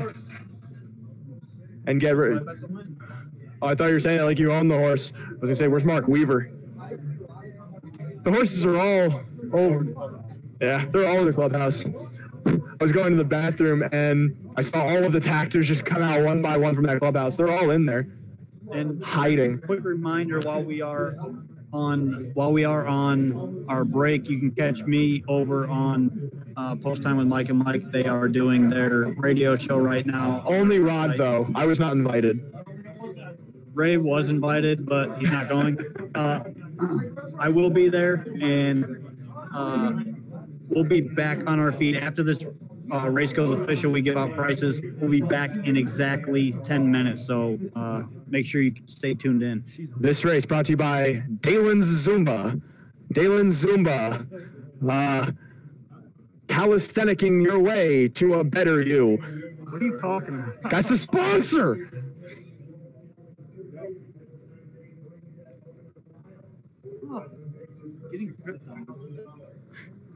Stop complaining like you don't like it. 2-1 favorite, the one Proof. 5-2 on the 2, no mouse and more. Remember when he paid over $200 to win? I mean, it's 5-2. 46-1 on my top choice here. 5-1 then on Captain Crunch and Captain Trevor. Captain Crunch, he's great. That's Tony the Tiger. Don't act like you're correct. Field of 9, in line, in behind, into the back stretch. This is the Breeders' Crown 2-year-old Colton Gelding pace, and it's approaching the start. Haroff and pacing. Captain Crunch leaves out from the center with to his outside Captain Trevor. Even farther out than Air Force Hanover, now kind of backing up as they move around that first turn. Blood Money also showing speed. And man, go as well as they go into that opening quarter. Outside trying to take the front. Blood Money from Captain Trevor or Captain Crunch away second. No Masamore is in third ahead of Proof. Fourth, Lions Johnny Jr. away fifth to that opening quarter. In front here, Blood Money in 26 and 4/5. But popping out now, Captain Crunch making his move for the top as he circles to the lead here for Scott Zeron. Captain Crunch cruising up to the lead now to that half-mile station. Outside, Proof moving towards the lead now. Proof, the favorite, brushing to the top, moving into that clubhouse turn. Captain Crunch takes the pocket from Blood Money third. Fourth, then Captain Trevor moving to that half-mile mark. Air Force Hanover left uncovered in fifth. Love Me Some Lou locked in then. Second up in that flow towards the back of the pack. Lions Johnny Jr. They go on past the half and 55-1, 28-2 that second quarter into the back stretch. Proof, the new leader, Captain Crunch. He led briefly. Now he sits the pocket. Then Blood Money is shuffled back to third. As advancing on the outside comes Captain Trevor now towards second. On cover second over Air Force Hanover. Then shuffled back. Love Me Some Lou. Lions Johnny Jr. out towards the back with Mango towards the rear as they go on to the three-quarter pole. Proof still in control. Outside Captain Trevor only a length away as they pass three quarters in 1:23 and 2:28 and 1 that third quarter. Proof now gaining a bit of separation, but in the pocket, Captain Crunch waiting for the passing lane. Three high now comes Air Force Hanover as they turn for home. Proof in front now, but Captain Crunch is pulled, and Captain Crunch is catapulting onto the lead here for Zeron. It's Captain Crunch popping, cracking, snapping, and popping. I think that's how it goes. It's Captain Crunch in the 2-year-old colt pace from Proof, then Love Me Some Lou, and No Masa More. Snap, crackle, and pop. He's Captain Crunch in 151 and 3. That's Rice Krispies. The best part of waking up.